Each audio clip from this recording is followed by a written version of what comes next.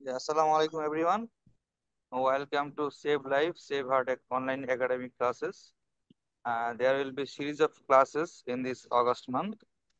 Today our topic is catheter use during coronary angiogram and PCI. This is a very important class for the young interventional cardiologist. And this session will be conducted by a renowned interventional cardiologist, Associate Professor Dr. M.D. Shafiqur Rahman Patwari, sir. I request, sir, please start the session, sir. Thank you doctor Sunny.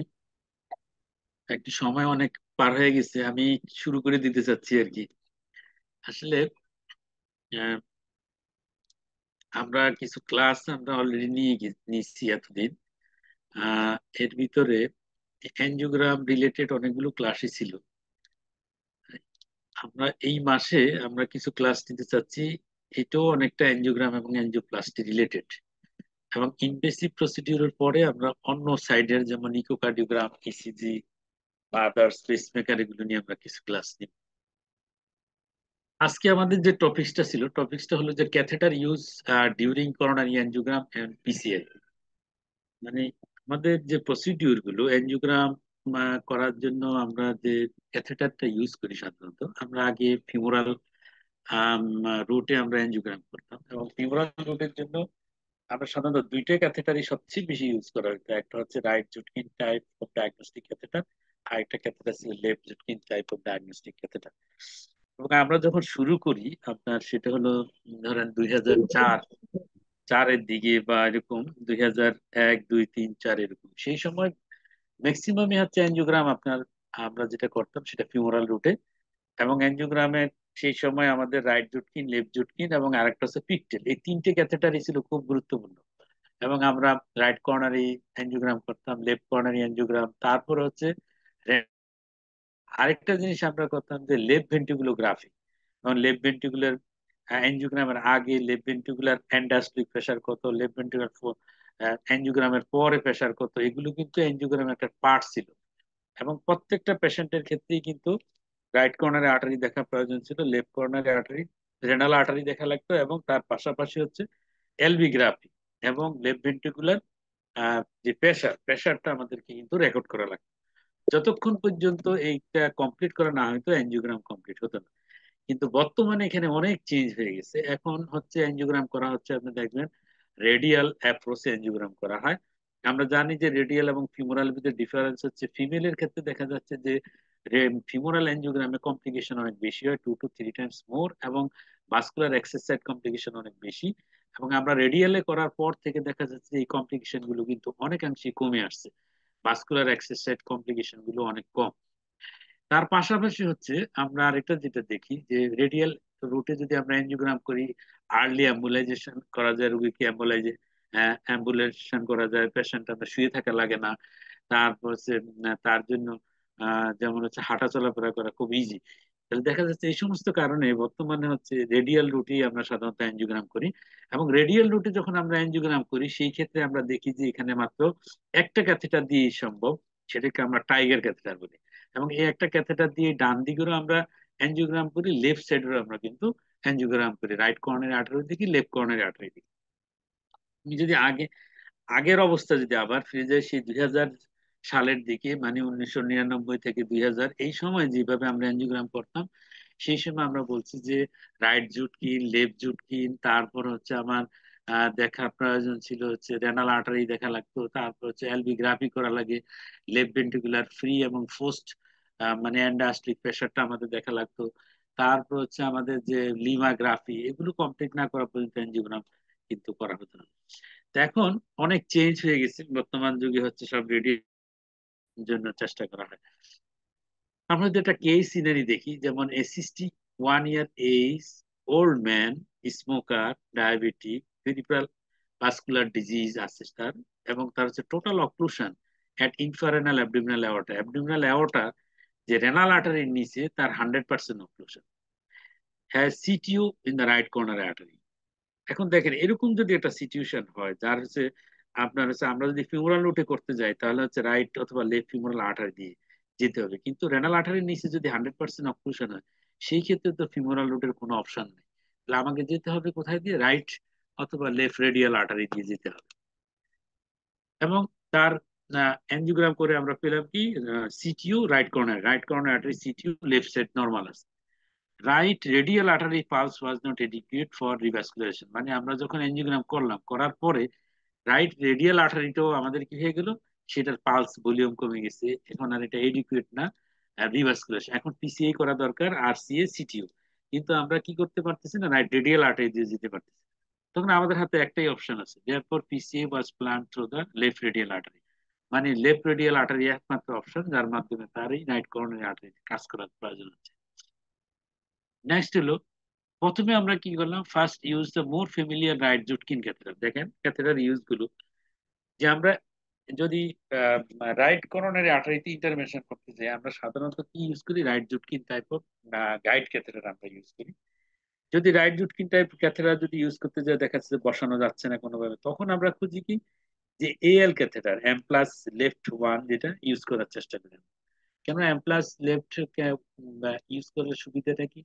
এটা হচ্ছে আপনার খুব ভালো support দেয়, CTO খোলার জন্য আপনাকে অনেক এফোর্ট দিতে হবে। সেই ক্ষেত্রে হচ্ছে কি, যদি আমি এম প্লাস ক্যাথেটার ইউজ করি, আমি সাপোর্টটা ভালো পাবো এবং সিটিও খোলার জন্য আমার জন্য খুব হেল্পফুল হবে। এবং আলটিমেটলি ধর পাইলট 150 গাইড ওয়্যার দিয়ে আমরা লেশনটা ক্রস করি এখানে। এবং পরবর্তীতে রাইট কর্নার অ্যাট্রিতে আমরা তিনটা স্ট্যান্ড দিই, এবং placement of the guide catheter two obtain the maximum support is extremely important. মানে গাইড ক্যাথেটার যদি আমি বসাইলে হবে না, সেটা ভালো যদি সাপোর্ট না দেয়, তাহলে আমি পরবর্তী কাজ কিন্তু কমপ্লিট করতে পারবো না। এখানে আমরা দেখলাম যে plus left catheter, guide catheter suitable for the anterior takeoff and the upsloping right coronary artery. যেমন আপস্লোপিং রাইট করোনারি আর্টারি এবং অ্যান্টিরিয়র টেকআপ সামনের দিক থেকে আসে, এবং এরকম একটা সিচুয়েশনে খুব ভালো সাপোর্ট দরকার, সেক্ষেত্রে আমাদের অ্যাম্প্লাস টাইপ অফ ক্যাথেটারের প্রয়োজন আছে।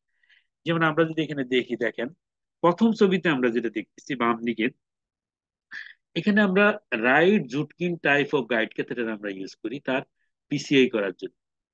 আমরা এটা যদি সিনারিটা আমরা দেখি, যে এই পেশেন্টের হলো ইনফারেনাল আর্টারি, ইনফারেনাল অ্যাবডোমিনাল অ্যাওর্টা 100% অক্লুশন, সুতরাং এই পেশেন্টের ক্ষেত্রে ফিমোরাল রুট দিয়ে অ্যানজিওগ্রামও করা সম্ভব হচ্ছে না।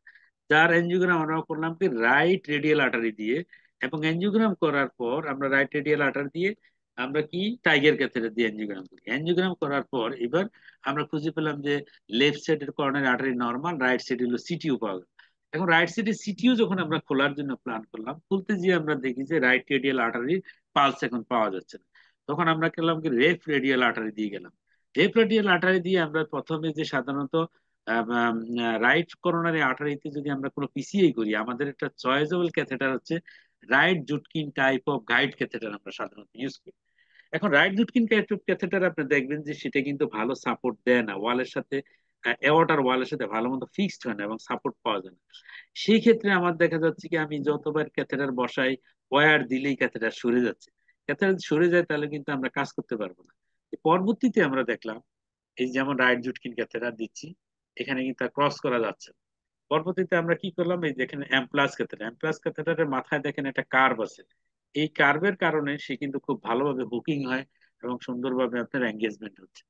নেক্সট আমরা কি করলাম, এই এমপ্লাস ক্যাথেটারের মাধ্যমেই দেখেন, এটা হচ্ছে আমরা ওয়্যার ক্রস করলাম, ওয়্যার ক্রস করে এখানে বেলুন দিয়ে ডাইলেট করলাম। ডাইলেট করার পর ফাইনালি আমরা এখানে তিনটা স্ট্যান্ড বসাইছি। তিনটা স্ট্যান্ড দিয়ে এটাকে টোটাল রাইট কর্নারে একটা মেটাল জ্যাকেট করে এটাকে রিকনস্ট্রাকশন আমরা করে দিলাম। তাহলে এখানে দেখা যাচ্ছে যে আমাদের গাইড ক্যাথেটার হচ্ছে রাইট জুটকিন থেকে আমাদের কনভার্ট করা লাগছে more supportive guide catheter, that is Amplatz type of guide catheter. এখানে দেখেন আমরা একটা রেডিয়াল এনজিওগ্রামের আমরা একটা ছবি দেখাচ্ছি। সাধারণত আমরা রেডিয়াল এনজিওগ্রাম করার জন্য রেডিয়াল আর্টারিটাকে আমরা চয়েস করি, এবং রেডিয়াল আর্টারিতে দেখবেন বিভিন্ন ধরনের আপনার অ্যাবনরমালিটিস থাকতে পারে। কখনো রেডিয়াল আর্টারিতে লুপ থাকে, রেডিয়াল আর্টারিতে অ্যাক্সেসরি রেডিয়াল আর্টারি থাকতে পারে, ন্যারো থাকতে পারে রেডিয়াল আর্টারি। মানে রেডিয়াল আর্টারি অ্যানাটমিটা যদি আমাদের ভালো জানা থাকে, তাহলে কমপ্লিকেশন হওয়ার সম্ভাবনা কম থাকে। তারপরে রেডিয়াল অ্যাঞ্জিওগ্রাম করার ক্ষেত্রে আমরা বলছি যে একটি মাত্র ক্যাথেটারই আমরা ইউজ করি, সেটার নাম হচ্ছে tiger catheter. Most commonly use catheter 4-5 ব্রাঞ্চের আমরা সাধারণত টাইগার ক্যাথেটার ইউজ করি। এবং দেখেন এই টাইগার ক্যাথেটার দিয়ে আমরা যখন দেখলাম, আমরা রাইট কর্নারি আর্টারিটা দেখলাম না, right coronary artery angiogram. মোরলেস normally দেখা যাচ্ছে। দেখেন আরো কিছু ছবি আমরা নিলাম রাইট কর্নারে, এখানেও আমরা ছবি নিলাম, খুব একটা সিগনিফিকেন্ট কোনো ডিজিজ নাই। নেক্সট আমরা আসলাম লেফট সাইডে, এবং দেখেন লেফট মেইন, এখানে যখন ক্যাথেটারটা বসে তখন কিন্তু প্রেসার ড্রপ করে। দেখেন কোনো ব্যাক ফ্লো নাই, তাহলে অ্যাঞ্জিওগ্রাম করার সময় ব্যাক ফ্লো থাকতে হবে না। যেমন আমরা যদি দেখি রাইট কর্নারে আটাইয়ের দিকে যদি দেখি, দেখেন এখানে যখন আপনার দেওয়া হচ্ছে দেখেন ব্যাক ফ্লো হচ্ছে, ডাইটা পিছনের দিকে চলে আসে।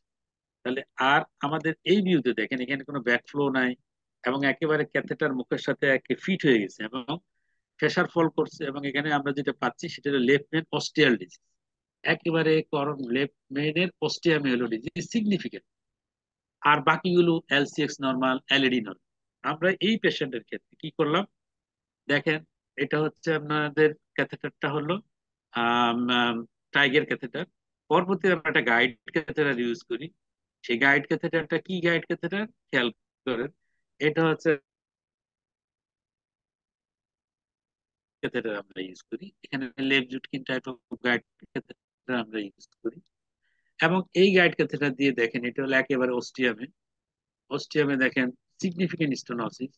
এবং এখানে আমরা আমরা একটা ওয়্যার ইউজ করি, এবং এখানে হলো ব্লকটা আমরা আইবাস গাইডেড আলটিমেটলি এই রুগীর পিসিএ করে দিই লেফট মেন, আইবাস দিয়ে দেখে তার পিসিএ, এবং পিসিএ করার পর দেখেন তার অবস্থা। এটা হচ্ছে লেফট মেনে মুখে স্টেনোসিস ছিল, এখন কোনো স্টেনোসিস নাই।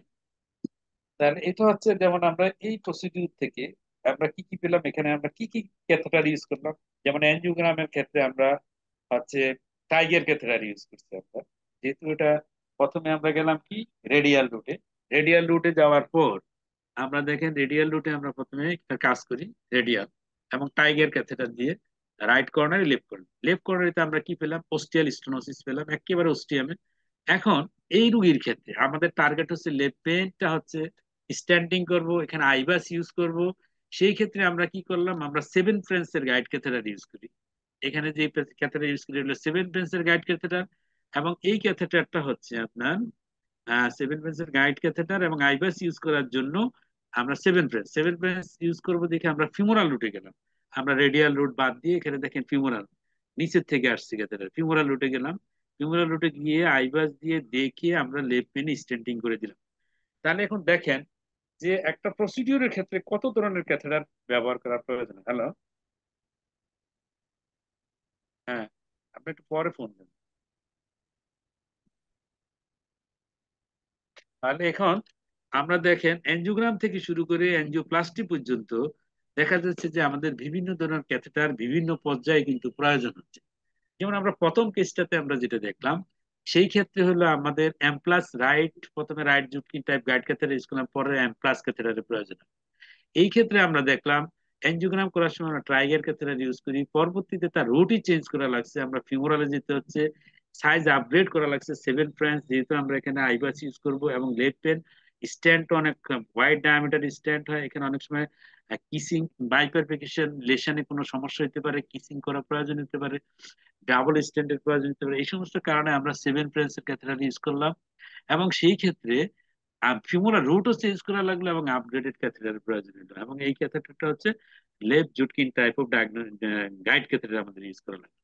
এখন আমরা গাইড ক্যাথেটার দিকে আসি, যে গাইড ক্যাথেটার সম্পর্কে যদি আমরা দেখি, যে following the first report of the radial coronary angiogram by the Lucian Campiu in the 1989, radial percutaneous coronary intervention by the Ferdinand Kimarnis in 1992, there was an increase in the use of the transradial access around the world.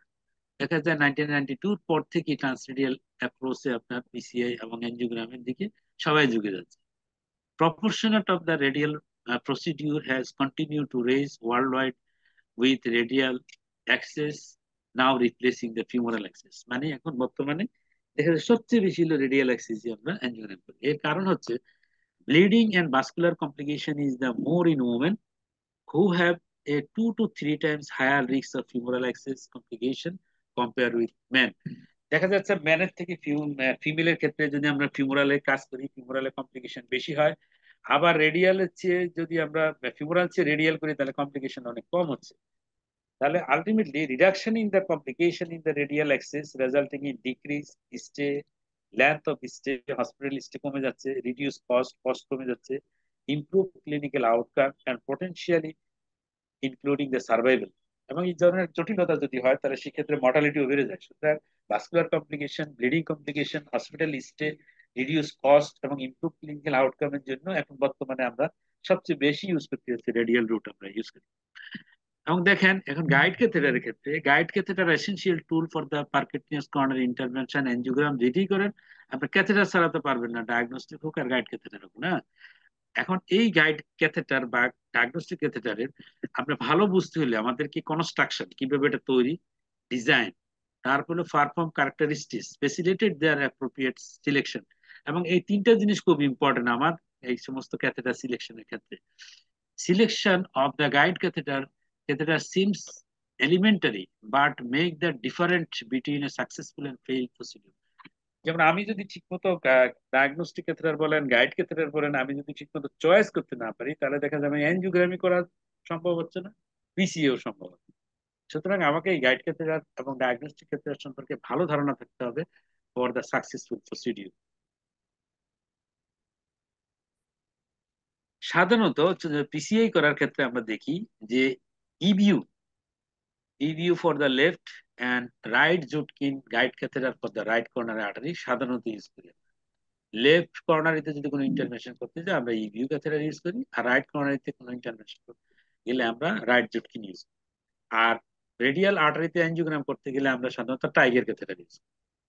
M plus left, M plus left curve for the right coronary for active placement to obtain the maximum support. এখন right coronary আর্টারিতে next catheter আমার দরকার হয় right জুটকিনের পরেই, যদি আমার খুব ভালো সাপোর্ট দরকার, যেমন সিটিইউ আছে, হোয়াইট কার্ভ আছে, তারপরে কার্ভ বেশি, তারপর ক্যাট বেশি মানে টর্সোসিটি অনেক বেশি, এই ধরনের সিচুয়েশন ক্যালসিফাইড ভেসেল, সেই ক্ষেত্রে অবশ্যই আমাকে ম্যাক্সিমাম সাপোর্ট প্রয়োজন। যদি আমার আরো বেশি সাপোর্ট প্রয়োজন হয় তখন রাইট কর্নারি আর্টারি ইন্টারভেনশন ক্ষেত্রে আমরা M plus left curve catheter আমরা ইউজ করি। আর ডায়াগনোসিসের ক্ষেত্রে for diagnostic coronary angiogram generally আমরা ইউজ করি কি টাইগার এবং টিআইজি ক্যাথেটার আমরা ইউজ করি। তারপর ইউজ থিনার শীট আর শীটলেস গাইড আর কম্বো টেকনিক। আমি রেডিয়াল যেহেতু আমরা সবচেয়ে বেশি ইউজ করি, রেডিয়ালের ক্ষেত্রে আমরা চেষ্টা করি থিন শীট, শীটলেস গাইড আর কম্বো টেকনিক ইউজ করার চেষ্টা করি আমরা, রেডিয়াল আর্টারি ইনজুরি যেন না হয় এই জন্য আমরা এগুলো এই সমস্ত টেকনোলজিগুলো ইউজ করার জন্য চেষ্টা করা হয়। Travel the large diameter guide catheter for the complex PCI and to reduce the arm and forearm complication prevent করার জন্য এই ধরনের টেকনোলজি ইউজ করা। Balloon assisted tracking of a guide catheter through the difficult radial anatomy is negotiating a 6 branch or 7 branch guide catheter is useful। মানে আমার অনেক সময় আমরা বেলুন অ্যাসিস্টেড ট্র্যাকিং এর মাধ্যমে হোয়াইট বোর্ডের আমরা ক্যাথেটার ইউজ করি ফর দ্য কমপ্লেক্স প্রসিডিউরের জন্য, রেডিয়াল রুটে আমরা ইউজ করতে পারি। এখন আসেন ক্যাথেটারের কাজ কি। আমরা যদি ক্যাথেটারের কথা চিন্তা করি, ক্যাথেটার কি কাজ করে? ক্যাথেটার দেখবেন চারটা খুব ইম্পর্টেন্ট কাজ ক্যাথেটার। একটা হলো এঙ্গেজ করোনারি অর গ্রাফট, মানে আমার করোনারি আর্টারি অথবা গ্রাফটে এঙ্গেজ করার জন্য এটা খুবই দরকার। এঙ্গেজমেন্ট না হলে আমি পরবর্তী প্রসিডিউর করবো কিভাবে? নেক্সট ইনজেক্ট কন্ট্রাস্ট ইনজেকশনের জন্য দরকার। নেক্সট প্রেশার মনিটরিং, আমি প্রেশার মনিটরিং এর জন্য খুবই এসেনশিয়াল। প্রেশার যদি ঠিকমতো মনিটরিং করা না হয় ডিসেকশন হবে, কমপ্লিকেশন হবে। নেক্সট হলো ডেলিভারি ইকুইপমেন্ট, আমার এই ক্যাথেটারের ভিতর দিয়ে আমি কি করি, ওয়্যার পার করি, বেলুন পার করতেছি, স্ট্যান্ড নিচ্ছি, আইবাস নিচ্ছি, ওসিটি নিচ্ছি, রোটা নিচ্ছি। তাহলে এই ধরনের ইনস্ট্রুমেন্ট গুলি আমাকে যদি ক্রস করতে হয় তাহলে গাইড ক্যাথেটার খুবই এসেনশিয়াল পার্ট। তাহলে গাইড ক্যাথেটার যদি আমাদের বলা হয় ফাংশন কি, কাজ কি, এই চারটা কাজ গাইড। একটা হলো করোনারি এঙ্গেজমেন্টের জন্য, একটা হচ্ছে injection of the contrast media, number 3 হচ্ছে প্রেশার মনিটরিং, নাম্বার 4 হচ্ছে ডেলিভারি অফ দ্য ইকুইপমেন্ট ডেলিভারির জন্য ক্যাথেটার খুবই এসেনশিয়াল পার্ট। দেখলে important feature of the guide catheter. এবং এই যে আমাদের যে ক্যাথেটার গুলি আমরা যে ইউজ করি এই ক্যাথেটারে বিশেষ করে গাইড ক্যাথেটার খুবই essential for the PCA procedure. এবং এই গাইড ক্যাথেটারে কতগুলো ইম্পর্টেন্ট ফিচার থাকতে হবে, বৈশিষ্ট্য থাকতে হবে। এই বৈশিষ্ট্যগুলো ছাড়া আমরা সিলেকশন করতে পারবো না। যেমন টিপটা থাকতে হবে এই ট্রমাটিক টিপ, যেই মাথাটা করোনারি অস্টিয়ামে বসবে ওই মাথাটা সফট থাকতে হবে। এখন এই মাথাটা যদি খুব হার্ড হয়, দেখবেন গাইড ক্যাথেটার মাথায় হাত দিয়ে দেখবেন যে খুব সফট থাকে, এবং মাথাটা যদি হার্ড হয় সেই ক্ষেত্রে কিন্তু আমার ইনজুরি হওয়ার সম্ভাবনা থাকে। Perform curve and the configuration, তাহলে এখানে কার্বন কনফিগারেশন দেখবেন আছে প্রত্যেকটা ক্ষেত্রে, এবং কার্বন কনফিগারেশনের উপর নির্ভর করে আমরা কিন্তু সিলেকশন করি কোনটা কোথায় ইউজ করব। তারপর টর্ক কন্ট্রোল, আমি যে ক্যাথেটার ঘুরাচ্ছি, ঘুরিয়ে সেই মাথাটা ঠিক মতো বসানো, কোয়াক্সিয়ালিটির জন্য টর্ক কন্ট্রোল খুবই ইম্পর্টেন্ট পার্ট। যে আমি যে পিছনের দিকে যে ঘুরাচ্ছি, এই ঘোরানোটা যেন একটা টিপ পর্যন্ত যায়, তাহলে এই টর্ক কন্ট্রোলটা ঠিক থাকতে হবে। কিঙ্ক রেজিস্ট্যান্ট টর্ক কন্ট্রোল ঠিক রাখার জন্য প্রত্যেকটা গাইড ক্যাথেটারের ভিতরে কিন্তু আপনার স্টিলনেস স্টিলের মেশ থাকে, জালের মতো থাকে, এটা টর্ক কন্ট্রোলের জন্য। তারপর হচ্ছে কিঙ্ক রেজিস্ট্যান্স, মানে ক্যাথেটারটা যদি বাঁকা হয়ে যায়, বাঁকা হয়ে গেলে আমি কাজ করবো কেমন, এই জন্য কিঙ্ক রেজিস্ট্যান্ট হতে হবে ক্যাথেটার। রেডিও ওপেসিটি, ক্যাথেটারটা ঠিক মতো আমাদের কি করতে হবে, আমার ফ্লোরোস্কোপির মাধ্যমে এবং যে সিনে আমি দেখবো সেখানে কিন্তু ক্যাথেটার দেখা যেতে হবে। ক্যাথেটার যদি দেখাই না যায় তাহলে কাজ করবো কিভাবে? সুতরাং ক্যাথেটারে অবশ্যই রেডিও ওপেসিটি থাকতে হবে, সাপোর্ট থাকতে হবে ক্যাথেটারে, ভালো সাপোর্ট না হলে আমি কাজ করতে পারবো না। ডিভাইস কম্পেটেবিলিটি, যেমন আমাদের এক এক ক্যাথেটার এক এক জায়গায় আমরা ইউজ করি, যেমন 5 ফ্রেঞ্চ ক্যাথেটারের ভিতর দিয়ে তো আমি জটিল কাজ করতে পারবো না, দুটো স্ট্যান্ড নিতে পারবো না, কিসিং স্ট্যান্ড করতে পারবো না। আবার 6 ফ্রেঞ্চ ক্যাথেটারের ভিতর দিয়ে যেমন হচ্ছে বেলুন কিসিং করা যাবে ডাবল। আবার 7 ফ্রেঞ্চ ক্যাথেটার ছাড়া আমার ডাবল স্ট্যান্ড আমি প্লেসমেন্ট করতে পারবো না। তারপর রোটা সাইজ, রোটার বার যদি যত আপগ্রেড করতে হবে ততই আমার কি করতে হবে, যেমন 7 ফ্রেঞ্চ ক্যাথেটার লাগবে বেশি বারের বেশি ডায়ামিটারের যদি আমি রোটা ইউজ করি। তাহলে দেখা যায় ডিভাইস কমপ্লিটলি ভেরি ইম্পর্টেন্ট, যে আমি কোন সাইজের ক্যাথেটার কোন ক্ষেত্রে আমি ইউজ করব সেই সম্পর্কে আমাদের একটু ধারণা থাকবে। Next structure of guide catheter. Guide catheter যদি স্ট্রাকচার দেখি আমরা তিনটা লেয়ার এখানে। একটা আউটার লেয়ার দেখেন, আউটার জ্যাকেট, তার ভিতরে দেখেন স্টেনলেস স্টিলের বারিড থাকে, এরকম জালের মতো থাকে। নেক্সট হলো ইনার লাইনিং, লাইনার থাকে, ভিতরের একটা লাইনিং থাকে, স্মুথ ইনার লাইনিং থাকে। স্মুথ না থাকলে এখানে বিভিন্ন ধরনের ডিভাইস ইনস্ট্রুমেন্ট আমরা ডেলিভারি করতে পারবো। এখন আসেন যদি স্ট্রাকচার দেখি, একটা outer layer composed of the polyurethane or polyethylene দিয়ে তৈরি, is responsible for the overall stiffness, support and the carb resistance. আমার মাঝখানে যে লেয়ারটা স্টিলনেস স্টিল দিয়ে তৈরি, responsible for the torque generation, torque control generation. Inner layer composed of Teflon, এটা খুব স্মুথ হইতে হবে, ট্যাফলন দিয়ে তৈরি। তার জন্য এটা হচ্ছে smooth passage of balloon stent and ডিভাইসের জন্য। তাহলে ভিতরের লেয়ার হলো ট্যাফলনের, বাইরের লেয়ারটা হচ্ছে আপনার পলি ইউরিথেন অথবা পলি ইথিলিন দিয়ে তৈরি, আর মাঝখানে হলো স্টিলনেস স্টিলের।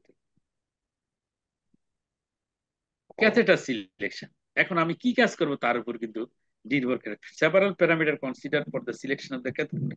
আমি কি ডায়াগনস্টিক প্রসিডিউর করব না আমার থেরাপিউটিক? তাহলে ডায়াগনস্টিক নিব, থেরাপিউটিক গাইড ক্যাথেটার নিব। শেপ আমার দেখতে হবে, আমি এটা কি রাইট সাইডে না লেফট সাইডে, সাপোর্ট লাগবে না সাপোর্ট লাগবে না, সেটা হলো শেপের উপর নির্ভর করে। তারপর সাইজ, আমি কি সাইজ নিব, 5 ফ্রেঞ্চ নিব না 6 ফ্রেঞ্চ না 7 ফ্রেঞ্চ নিব। লেন্থ, ক্যাথেটার কত লম্বা নিব, আমি কি লম্বা নিব না শর্ট নিব, কোথায় শর্ট কোথায় লেন্থ প্রয়োজন, বেশি লম্বাটা কোথায় লাগবে শর্টটা কোথায় লাগবে বুঝলাম। যেমন শর্ট ক্যাথেটার আমার কোথায় লাগবে, যদি আমি রেক্টোগ্রেড করতে যাই তাহলে আমাকে কি করতে হবে, গাইড ক্যাথেটারের শর্ট নিতে হবে, কারণ আমাকে এই ওয়্যার অনেক দূরে যেতে হবে। শর্ট যদি গাইড হয় তাহলে ওয়্যার অনেক দূর ট্রাভেল করা সম্ভব। তারপর আমি গ্রাফ বেসে যদি পিছিয়ে করি তো আমার শর্ট লাগবে। এবার লম্বা গাইড কোথায় লাগবে, যেমন একটা মানুষ অনেক লম্বা, লম্বা মানুষের লম্বা আমার কি নিতে হবে, ক্যাথেটার নিতে হবে। তারপরে আসেন, যেমন তার হচ্ছে এওটার ভিতরে অনেক পেছনে পেছনে এওটা, এওটার ভিতরে হচ্ছে টর্সাসিটি বেশি, সেই ক্ষেত্রে আমার ক্যাথেটার কি শর্ট, শর্ট ক্যাথেটার হলে হবে না, লম্বা ক্যাথেটার না নিলে আমি কিন্তু একেবারে ওস্টিয়াম পর্যন্ত রিস্ক করতে পারবো না। তাহলে ল্যান্থও কিন্তু খুব ইম্পর্টেন্ট। সাইড হোল, যদি সাইড হোল যদি থাকে, অনেক সময় দেখা যাচ্ছে রাইট কর্নারে আর্টারিতে আমি এঙ্গেজ করলে প্রেসার ড্রপ করে, সাইড হোল থাকে প্রেসার ড্রপটা হবে না।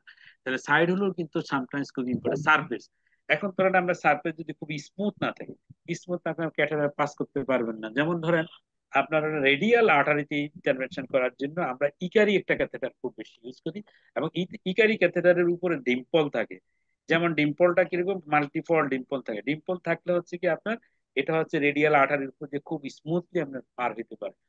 তাহলে এই ডিম্পল কোথায় থাকে, ডিম্পল গুলো গলফ বলের উপরে দেখবেন ডিম্পল থাকে, সেই ডিম্পল গুলো থাকে ইকারি ক্যাথেটারের উপর, যার ফলে রেডিয়াল আর্টারি দিয়ে পাস করা খুব ইজি হয়।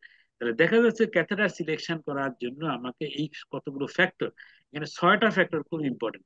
আমি কি ডায়াগনস্টিক প্রসিডিউর করবো না গাইড, তাহলে ওইভাবে আমাকে চয়েস করতে হবে। শেপটা খুব ইম্পর্টেন্ট, আমি কি 3.5 শেপের নিব নাকি 3 শেপের নিব, শেপটা খুব গুরুত্বপূর্ণ। তারপর সাইজ, আমি 5, 6, 7 কোন সাইজের আমি ক্যাথেটার ইউজ করবো, লেন্থ 100 সেন্টিমিটারের ক্যাথেটার ইউজ করবো না 80 to 90 সেন্টিমিটার, না তার চেয়ে বেশি লম্বা আমার ক্যাথেটার লাগবে, সেটা আমাকে ডিপেন্ড করে ডিফারেন্ট ফ্যাক্টর উপর। সাইড হোল আমার লাগবে কিনা, সাইড হোল যদি প্রেশার ডাম্পিং হয় সাইড হোলের প্রয়োজন হয়। তারপর সারফেস যদি খুব ভালো সারফেস না হয় তাহলে রেডিয়াল আর্টারি দিয়ে ট্রাভেল করে খুব ডিফিকাল্ট হয়, যেমন ইকারি ক্যাথেটারে আপনার হচ্ছে গল্ফ বলের যে ডিম্পল থাকে সেই ডিম্পল থাকে, যার ফলে চেয়ারি ক্যাথেটার খুব ইজিলি ক্রস করা যায় আপনার রেডিয়াল আর্টারি। নেক্সট আমরা যদি গাইডিং ভার্সাস যদি ডায়াগনস্টিক ক্যাথেটারে আমরা দেখি দেখি দেখেন, গাইড ক্যাথেটার সাধারণত থিন আর ওয়াল থাকে, ওয়ালটা থিন হবে। কেন থিন? যদি ওয়ালটা থিক হয় তাহলে ভিতরে ইন্টারনাল লুমেনটা থাকবে কি আপনার ছোট লুমেন হবে, ছোট লুমেন দিয়ে কিন্তু আমার প্রয়োজনীয় জিনিসপত্র আমরা যাবে না, ইনস্ট্রুমেন্ট আমরা পার করতে পারবো না। এই জন্য হচ্ছে গাইড ক্যাথেটার লুমেনটা ওয়ালটা হবে থিন এবং ভিতরে হচ্ছে ইন্টারনাল ডায়ামিটারটা হবে ওয়াইড হবে। আর ডায়াগনস্টিক ক্ষেত্রে থাকবে ওয়ালটা খুব স্টিফ হবে, ওয়ালটা থাকবে মোটা, থিকার, এবং ইন্টারনাল আপনার স্পেসটা থাকবে কম। তারপর রিইনফোর্স কনস্ট্রাকশন, যেমন রিইনফোর্স কনস্ট্রাকশন কোথায়? গাইড ক্ষেত্রের ক্ষেত্রে, কারণ গাইড ক্ষেত্রে আমার অনেক সময় রাখতে হবে, গাইড ক্ষেত্রের ভিতর দিয়ে আমার বিভিন্ন ধরনের ইনস্ট্রুমেন্ট আমাকে ক্রস করা লাগবে, সুতরাং তার রিইনফোর্স থাকতে হবে, মানে তার তার ভিতরে আমার স্টিলনেস স্টিল আমরা দেই, দিয়ে তাকে টর্ক কন্ট্রোল করার জন্য তার রিইনফোর্স করা হয় কনস্ট্রাকশনটা। এই জন্য গাইডিং ক্ষেত্রে দেখবেন 3টা লেয়ার আর ডায়াগনস্টিক ক্ষেত্রে গেলে 2টা লেয়ার। আমরা বলছি যেমন আউটার লেয়ারে থাকে কি আপনার পলিইথিলিন থাকে না, ইনার লেয়ারের ট্যাফলন থাকে, মাঝখানে স্টেনলেস স্টিল। তারপর লার্জার ইন্টারনাল ডায়ামিটার থাকবে কোথায়? At least twice of the diagnostic হচ্ছে দ্বিগুণ আপনার ডায়ামিটার থাকে হচ্ছে আমাদের গাইড ক্যাথেটারের ডায়ামিটার, কারণ গাইড ক্যাথেটারের ভিতর দিয়ে বেলুন যাবে, স্টেন যাবে, রোটা যাবে, তারপর আইবাস ক্যাথেটার যাবে, আর আইবিএল ক্যাথেটার যাবে। নেক্সট হলো shorter and less angulated non tapering atraumatic tip. তাহলে আমি টিপের কথা আমরা বলছি, দীর্ঘ সময় যেহেতু ওস্টিয়ামে থাকবে, এটমাটিক টিপটা খুব সফট হইতে হবে এবং ট্যাপারিং থাকা যাবে না। সাধারণত গাইড ক্যাথেটারের ক্ষেত্রে নো ট্যাপারিং, ডায়াগনস্টিক ক্যাথেটারের ক্ষেত্রে টু ফ্রেঞ্চ ট্যাপারিং থাকে, উপর থেকে নিচ পর্যন্ত ট্যাপারিং, এখানে কোনো ট্যাপারিং থাকে। লেস অ্যাঙ্গুলেটেড, অ্যাঙ্গুলেশন কম থাকবে, যত কম অ্যাঙ্গুলেশন থাকবে ততই আমার বড় বড় স্ট্যান্ড আমি পার করতে পারবো, বিভিন্ন ধরনের ইনস্ট্রুমেন্ট নিতে পারবো। Next less torque control and more কিঙ্কিং।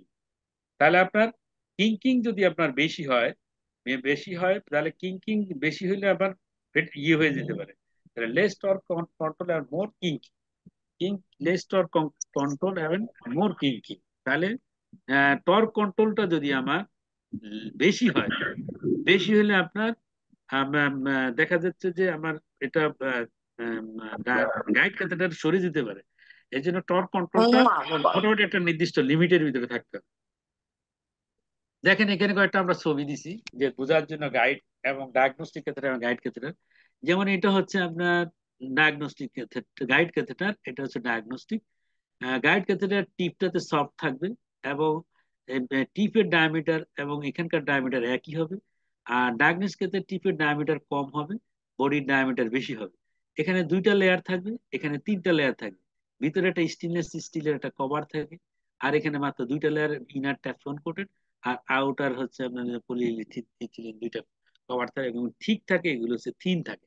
এবং দেখেন ডায়াগনস্টিক ক্ষেত্রে ওয়ালটা অনেক মোটা, এটার ওয়ালটা হচ্ছে খুবই পাতলা, মোটা, এবং এটা হচ্ছে থিন, ভিতরে ক্যাপাসিটি বেশি আপনার বিভিন্ন ধরনের ইনস্ট্রুমেন্ট পার করার জন্য।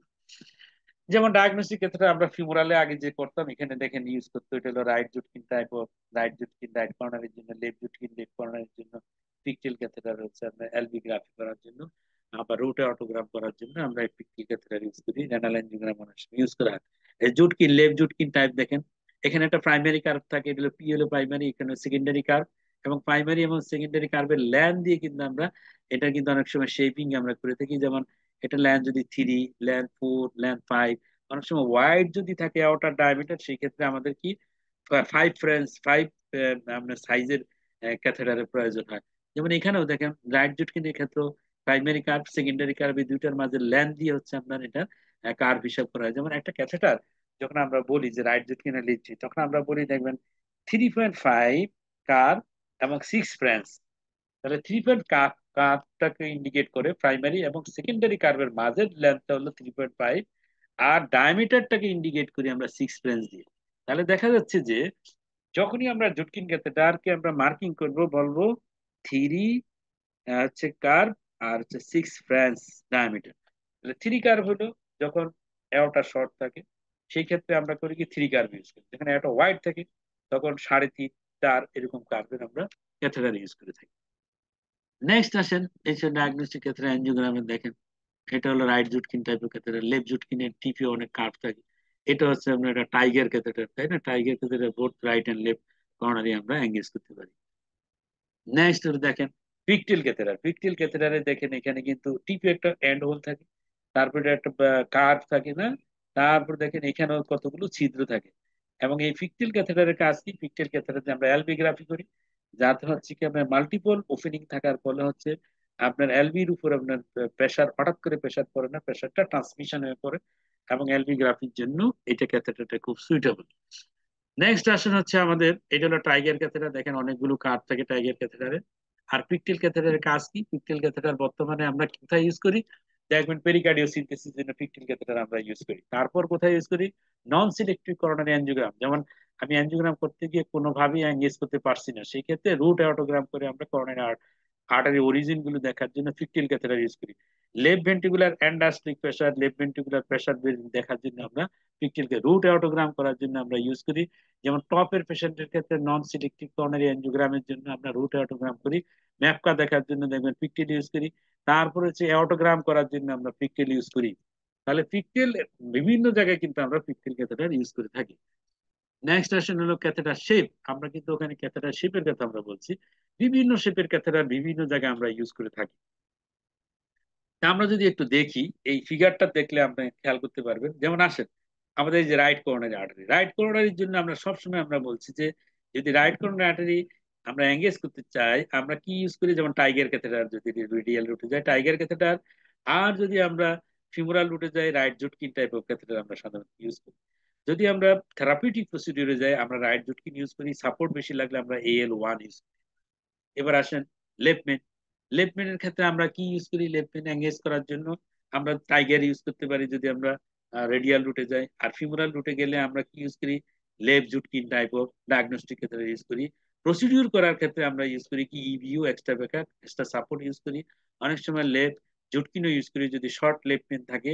ইকারি ক্যাথেটার একটা ভালো ক্যাথেটার, যে ক্যাথেটার আমরা ইউজ করতে পারি রেডিয়াল রুটের জন্য। নেক্সট আসেন this is the graft vessel. ধরেন আপনার কোন একটা রোগীর বাইপাস অপারেশন করা আছে, রাইট সাইডে গ্রাফট আছে, লেফট সাইডে গ্রাফট আছে। দেখেন এটা হলো রাইট সাইডে গ্রাফট, একটা হলো স্যাপানাস ভেনাস গ্রাফ পিডিএ তে লাগানো আছে এই গ্রাফটা। তাহলে এই গ্রাফটা যদি আমি বুঝতে চাই আমার কি লাগবে? রাইট সাইডে মাল্টিপারপাস আমরা সাধারণত ইউজ করে থাকি। আর হচ্ছে রাইট কর্নারি বাইপাস গ্রাফট দেখার জন্য আলাদা স্পেশাল ক্যাথেটার আছে, সেই ক্ষেত্রে ইউজ করতে পারেন। মাল্টিপারপাস ক্যাথেটার ইউজ করতে পারেন। রাইট জুটকিনও আমরা ইউজ করি অনেক সময়। নেক্সট আসেন লেফট সাইডে।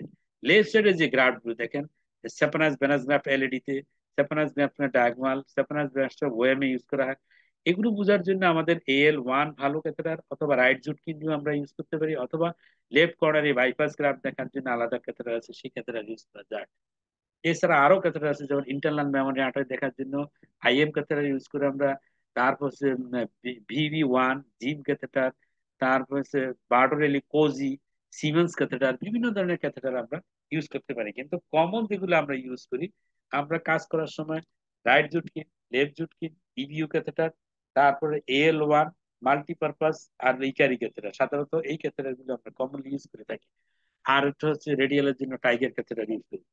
দেখেন multiple shape can be used in the radial axis specific shape so called the universal catheter used for the radial axis। আমরা রেডিয়াল ক্যাথেটার, রেডিয়ালের জন্য একটা ইউনিভার্সাল ক্যাথেটার ইউজ করি, মানে দুই দিকেই একটা ক্যাথেটার দিয়ে। যেমন তার ভিতরে কি নাম আমরা কমনলি ইউজ করি? Tiger.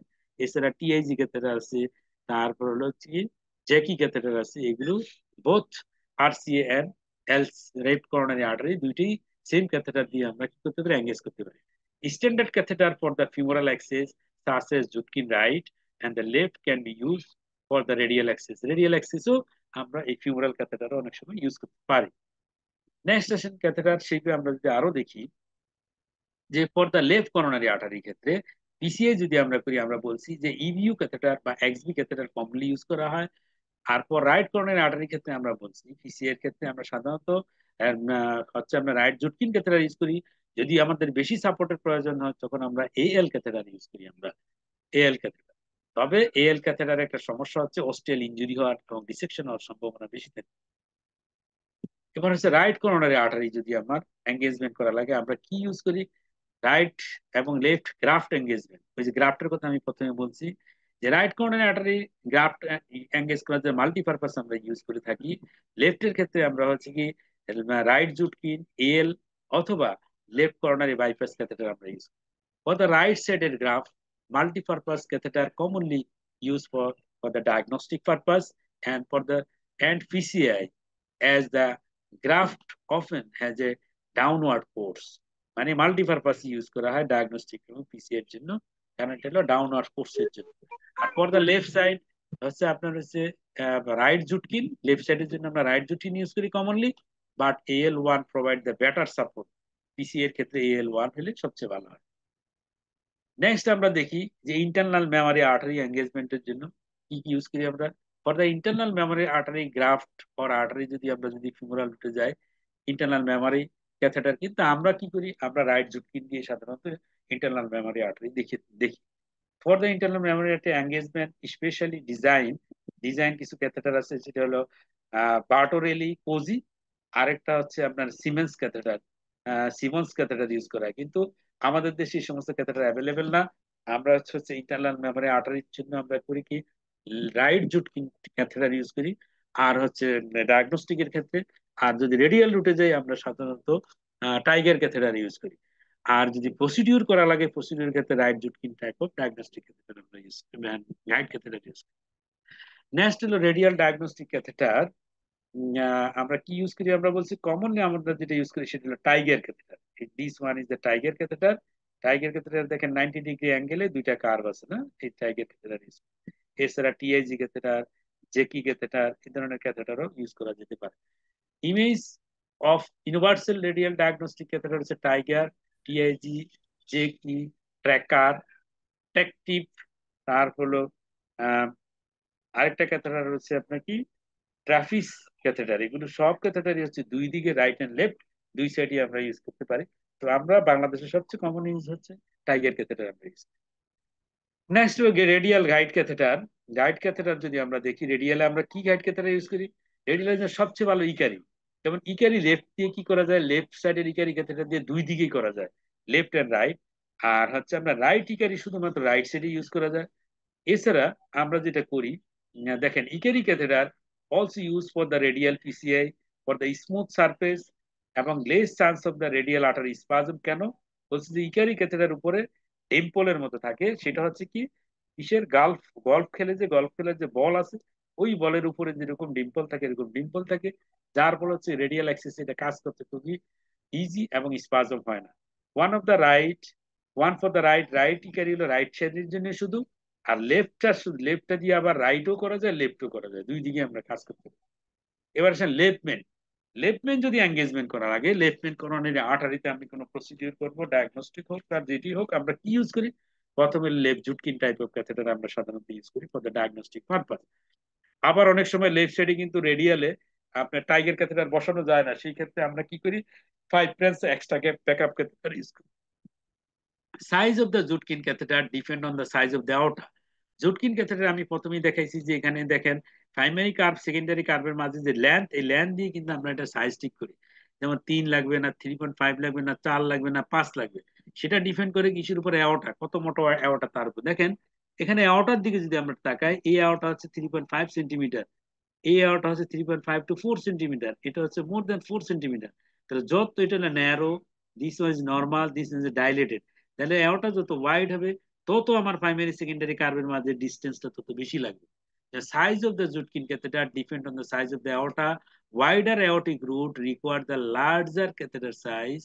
In case of the aortic aneurysm, may require the left Judkin 5 catheter represented per next হলো লেফট এঙ্গেজমেন্ট গাইড ক্যাথেটার। যদি আমরা চিন্তা করি দেখেন এমন ধরনের গাইড ক্যাথেটার নিতে হবে যে গাইড ক্যাথেটার অস্টিয়ামে বসবে পিছনেও সে কি নিবে সাপোর্ট নিতে পারে। যেমন এটা পিছনে সাপোর্ট নিচ্ছে খুব ভালো, মানে এক্সডি বা ইবিও খুব ভালো সাপোর্ট নিতে পারে। আর এটা হচ্ছে left Judkins type of catheter, সামান্য একটু সাপোর্ট নিচ্ছে, এখানে অনেক লম্বা সাপোর্ট নিচ্ছে। তাহলে অল্প সাপোর্ট লাগলে আপনি লেফট জুটকিন নিতে পারেন, আর বেশি সাপোর্টের প্রয়োজন হলে এক্সবি বা ইবিউ ক্যাথেটার নিতে হয়। EBU and XB perform for the both radial and the femoral axis PCI. EBU and XB provide the more contact with contralateral wall of the aorta, এই যে ওয়ালের contralateral side ভালো সাপোর্ট দিচ্ছে, and they give the more backup support than the Judkin লেপ। জুটকিন লেপ দিচ্ছে অল্প একটু জায়গায় সাপোর্ট, সে অনেক বড় এরিয়া নিয়ে সাপোর্ট দিতে পারে। এই জন্য আমার যদি রাইট কর্নারে আঠারি যেমন সিটিউ হয়, রাইট কর্নারে ক্যালসিফিকেশন থাকে, টর্সোয়াস ভেসেল থাকে, আমার সেই ক্ষেত্রে আমাকে অবশ্যই কি করতে হবে, সাপোর্ট নিতে হবে। ভালো সাপোর্ট নিতে হলে এক্সবি বা ইউ ক্যাথেটারের আমার প্রয়োজন আছে। নেক্সট আমরা আসি PCI left coronary artery. Left coronary artery যখন আমরা পিসিআই করব, কম সাপোর্ট থেকে আমার বেশি সাপোর্টের যখন প্রয়োজন হবে, আমরা কিভাবে ক্যাথেটার চেঞ্জ করি দেখেন। আমি প্রথমে লেফট জুটকিন নিব, লেফট জুটকিন কম সাপোর্ট, তারপরে ইকারি ক্যাথেটার আরো সাপোর্ট লাগবে, তারপর কিডনি ক্যাথেটার নিব যদি আরো সাপোর্ট লাগে, এক্সট্রা আরো সাপোর্ট লাগলে নিব এক্সট্রা ব্যাকআপ বা বিবিইউ, আরো যদি সাপোর্ট লাগে সেক্ষেত্রে এম প্লাস লেফট নিতে হবে। তাহলে আমি দেখা যায় যত সাপোর্ট বেশি লাগবে ততই হচ্ছে আপনার এইভাবে আমার আগাইতে হবে। আমার কম সাপোর্ট লাগলে আমি লেফট জুটকিন নিব, আর একটু সাপোর্ট লাগলে ইকারি, নেক্সট হলো কিমনে, নেক্সট হলো এক্সট্রা ব্যাকআপ, নেক্সট হলো আপনার এম প্লাস লেফট। এবার আমরা রাইট কর্নার আর্টারি যদি আমি দেখি, রাইট কর্নার আর্টারি আমরা বলছি ফিসি এর ক্ষেত্রে আমরা সাধারণত right Judkins type of guide catheter আমরা ইউজ করি। যদি লেস সাপোর্ট লাগে, বেশি সাপোর্ট যদি লাগে আমরা কি ইকারি ক্যাথেটার ইউজ করতে পারি, আরো সাপোর্ট লাগলে মাল্টিপারপাস ইউজ করতে পারি, আরো সাপোর্ট যদি লাগে আমরা এএল ক্যাথেটার আমরা ইউজ করি। মানে এএল ক্যাথেটার যত টর্সো আসবে, tortuous, posterior, origin, support, superior take up যদি লাগে, সেই ক্ষেত্রে আবার স্পেশাল আরো কিছু ক্যাথেটার আছে, 3D আরসি ক্যাথেটার আমরা ইউজ করতে পারি। আবার আসলে শেপার্ড কুক ডিফর্মিটি যদি থাকে, আরসি মানে আরসি উপর থেকে নামতেছে, একেবারে উপর থেকে এমন ভাবে নামতেছে, শেপার্ড কুক ডিফর্মিটি যদি থাকে, কোনো কোনো আরসি দেখা যায় যে নিচ থেকে উপরের দিকে মাথা ওইটা এইভাবে নেমে আসছে, সেই ক্ষেত্রে আবার দেখা যায় যে অ্যাম্প্লাস আবার হকি স্টিক ক্যাথেটারের প্রয়োজন হয়। দেখেন রাইট কর্নারে যত সাপোর্ট লাগবে, তাহলে আমরা কিভাবে আগাবো, লেস সাপোর্ট থেকে মোর সাপোর্টের দিকে যদি আমার লাগে, সে কখন সাপোর্ট বেশি লাগবে, বেশি সাপোর্ট লাগবে সিটিও যদি হয়, ক্যালসিফাইড লেশন হয়, যদি টর্সোয়াস ভেসেল হয়, তত বেশি সাপোর্ট লাগবে। কম সাপোর্ট লাগবে আমি ইউজ করবো কি রাইট জুটকি, আর একটু সাপোর্ট দরকার হলে এম প্লাস রাইট, আরো সাপোর্ট লাগলে মাল্টিপারপাস, আরো সাপোর্ট লাগবে ইকারি, তার চেয়েও বেশি সাপোর্ট লাগলে এম প্লাস লেফট আমি ইউজ করবো। তাহলে এইভাবে যত আমার সাপোর্ট লাগবে তত এইভাবে আমি আগে যাবো ক্যাথেটারের ক্ষেত্রে। নেক্সট হলো guide for the coronary energy. এবার আসলে করোনারি যদি অ্যানোমালাস থাকে, মানে অরিজিন হলে উল্টা পাল্টা যদি হয়, অ্যানোমালাস অরিজিন হয়, সেই ক্ষেত্রে আমার আবার স্পেশাল কিছু গাইডকে তাহলে ইউজ করতে হয়। যেমন আসেন প্রথমে আমি কি করব, প্রথমে একটা অটোগ্রাম করব পিকটেল দিয়ে, দেখে নিব যে আমি কোত্থেকে অরিজিন নিচ্ছি, যে অ্যাবনর্মাল মনে হয়। প্রথমে আমরা কি করবো, অটোগ্রাফি ইন দ্য অ্যালো আরও projection to reduce the time to view the ostial position. অস্টিয়ামের পজিশন বোঝার জন্য আমি একটা রুট অটোগ্রাম করে নিব। রুট অটোগ্রাম করে নিলে আমার খুব ইজি হবে। রুট অটোগ্রাম করে তো আমি দেখে নিব anomalous artery from the right sinus. Right coronary sinus থেকে আমরা আগের লেকচার গুলোতে দেখছি যে এলসিএক্স অনেক সময় রাইট কর্নারি সাইনাস থেকে আসে। যদি এলসিএক্স রাইট কর্নারি সাইনাস থেকে আসে, সেই ক্ষেত্রে আমি কি দিয়ে সেই ক্ষেত্রে হেল্প নিব, সেই ক্ষেত্রে হচ্ছে লেফট জুটকিন, রাইট জুটকিন অথবা রাইট এম প্লাস অথবা মাল্টিপারপাস দিয়ে আমি কিন্তু কাজ করতে পারবো। আবার অ্যানোমালাস আর্টারি যদি লেফট সাইনাস থেকে, যেমন লেফট সাইনাস থেকে আসার কথা লেফট কর্নারে, কিন্তু চলে আসলো রাইট কর্নারি আর্টারি, রাইট কর্নারে যদি আসে সেই ক্ষেত্রে আমি কি করব, সেই ক্ষেত্রে হচ্ছে আমার যেমন লেফট জুটকিন আমি ইউজ করতে পারি, লেফট এমপ্লাস ইউজ করতে পারি, ইবি ইউজ করতে পারি, মাল্টিপারপাস ইউজ করতে পারি। নেক্সট আসেন গাইড ক্যাথেটার এক্সটেনশন। কখনো কখনো আমি দেখি যে গাইড ক্যাথেটার আমি বসাইলাম, কিন্তু ঠিক মতো সে বসতেছে না, বারবার সরে আসতেছে, মুখ থেকে সরে আসে গাইড ক্যাথেটার, ঠিক মতো বসতেছে না। যদি ঠিক মতো আমি কোয়াক্সিয়াল করতে না পারি, তাহলে কিন্তু স্ট্যান্ড ডেলিভারি করা ডিফিকাল্ট হবে, মানে একটু টর্সোয়াস ভেসেলে যে স্ট্যান্ড যাবে না, বিভিন্ন ধরনের জটিলতা দেখা দিতে পারে। সেই ক্ষেত্রে আমরা তখন কি করি, গাইড এক্সটেনশন ক্যাথেটার ইউজ করে থাকি। যেমন গাইড এক্সটেনশনের কাজ কি, এই দেখেন আপনার গাইডটা গাইডটা এখানে আছে, কিন্তু সেখান থেকে বারবার সরে চলে আসছে। সেই ক্ষেত্রে আমরা করলাম কি, ভিতরে যে এক্সটেনশন, হলুদটা হলো একটা এক্সটেনশন ক্যাথেটার, সে করলো কি করোনারি আর্টারির ভিতর পর্যন্ত চলে গেল। তাহলে ভিতর পর্যন্ত চলে যায়, সেই ক্ষেত্রে কিন্তু এই গাইডটা সরে যাওয়ার সম্ভাবনা থাকে না। তাহলে এই ধরনের যদি আমরা শর্ট একটা গাইড এক্সটেনশন ক্যাথেটার যদি আমরা ইউজ করতে পারি, যেমন বিভিন্ন ধরনের গাইড এক্সটেনশন ক্যাথেটার মার্কেটে অ্যাভেলেবল, যেমন গাইড জেলা আছে, তারপর টেলিস্কোপ ক্যাথেটার আছে, গাইড লাইনার আছে, তারপর হচ্ছে ট্র্যাফ লাইনার আছে। এই ধরনের গাইড এক্সটেনশন ক্যাথেটার ইউজ করলে ক্যাথেটারটাকে আমরা কোএক্সিয়াল করতে পারি, এবং ডিভাইস ডেলিভারির ক্ষেত্রে আমাদের খুব ইজি হয়।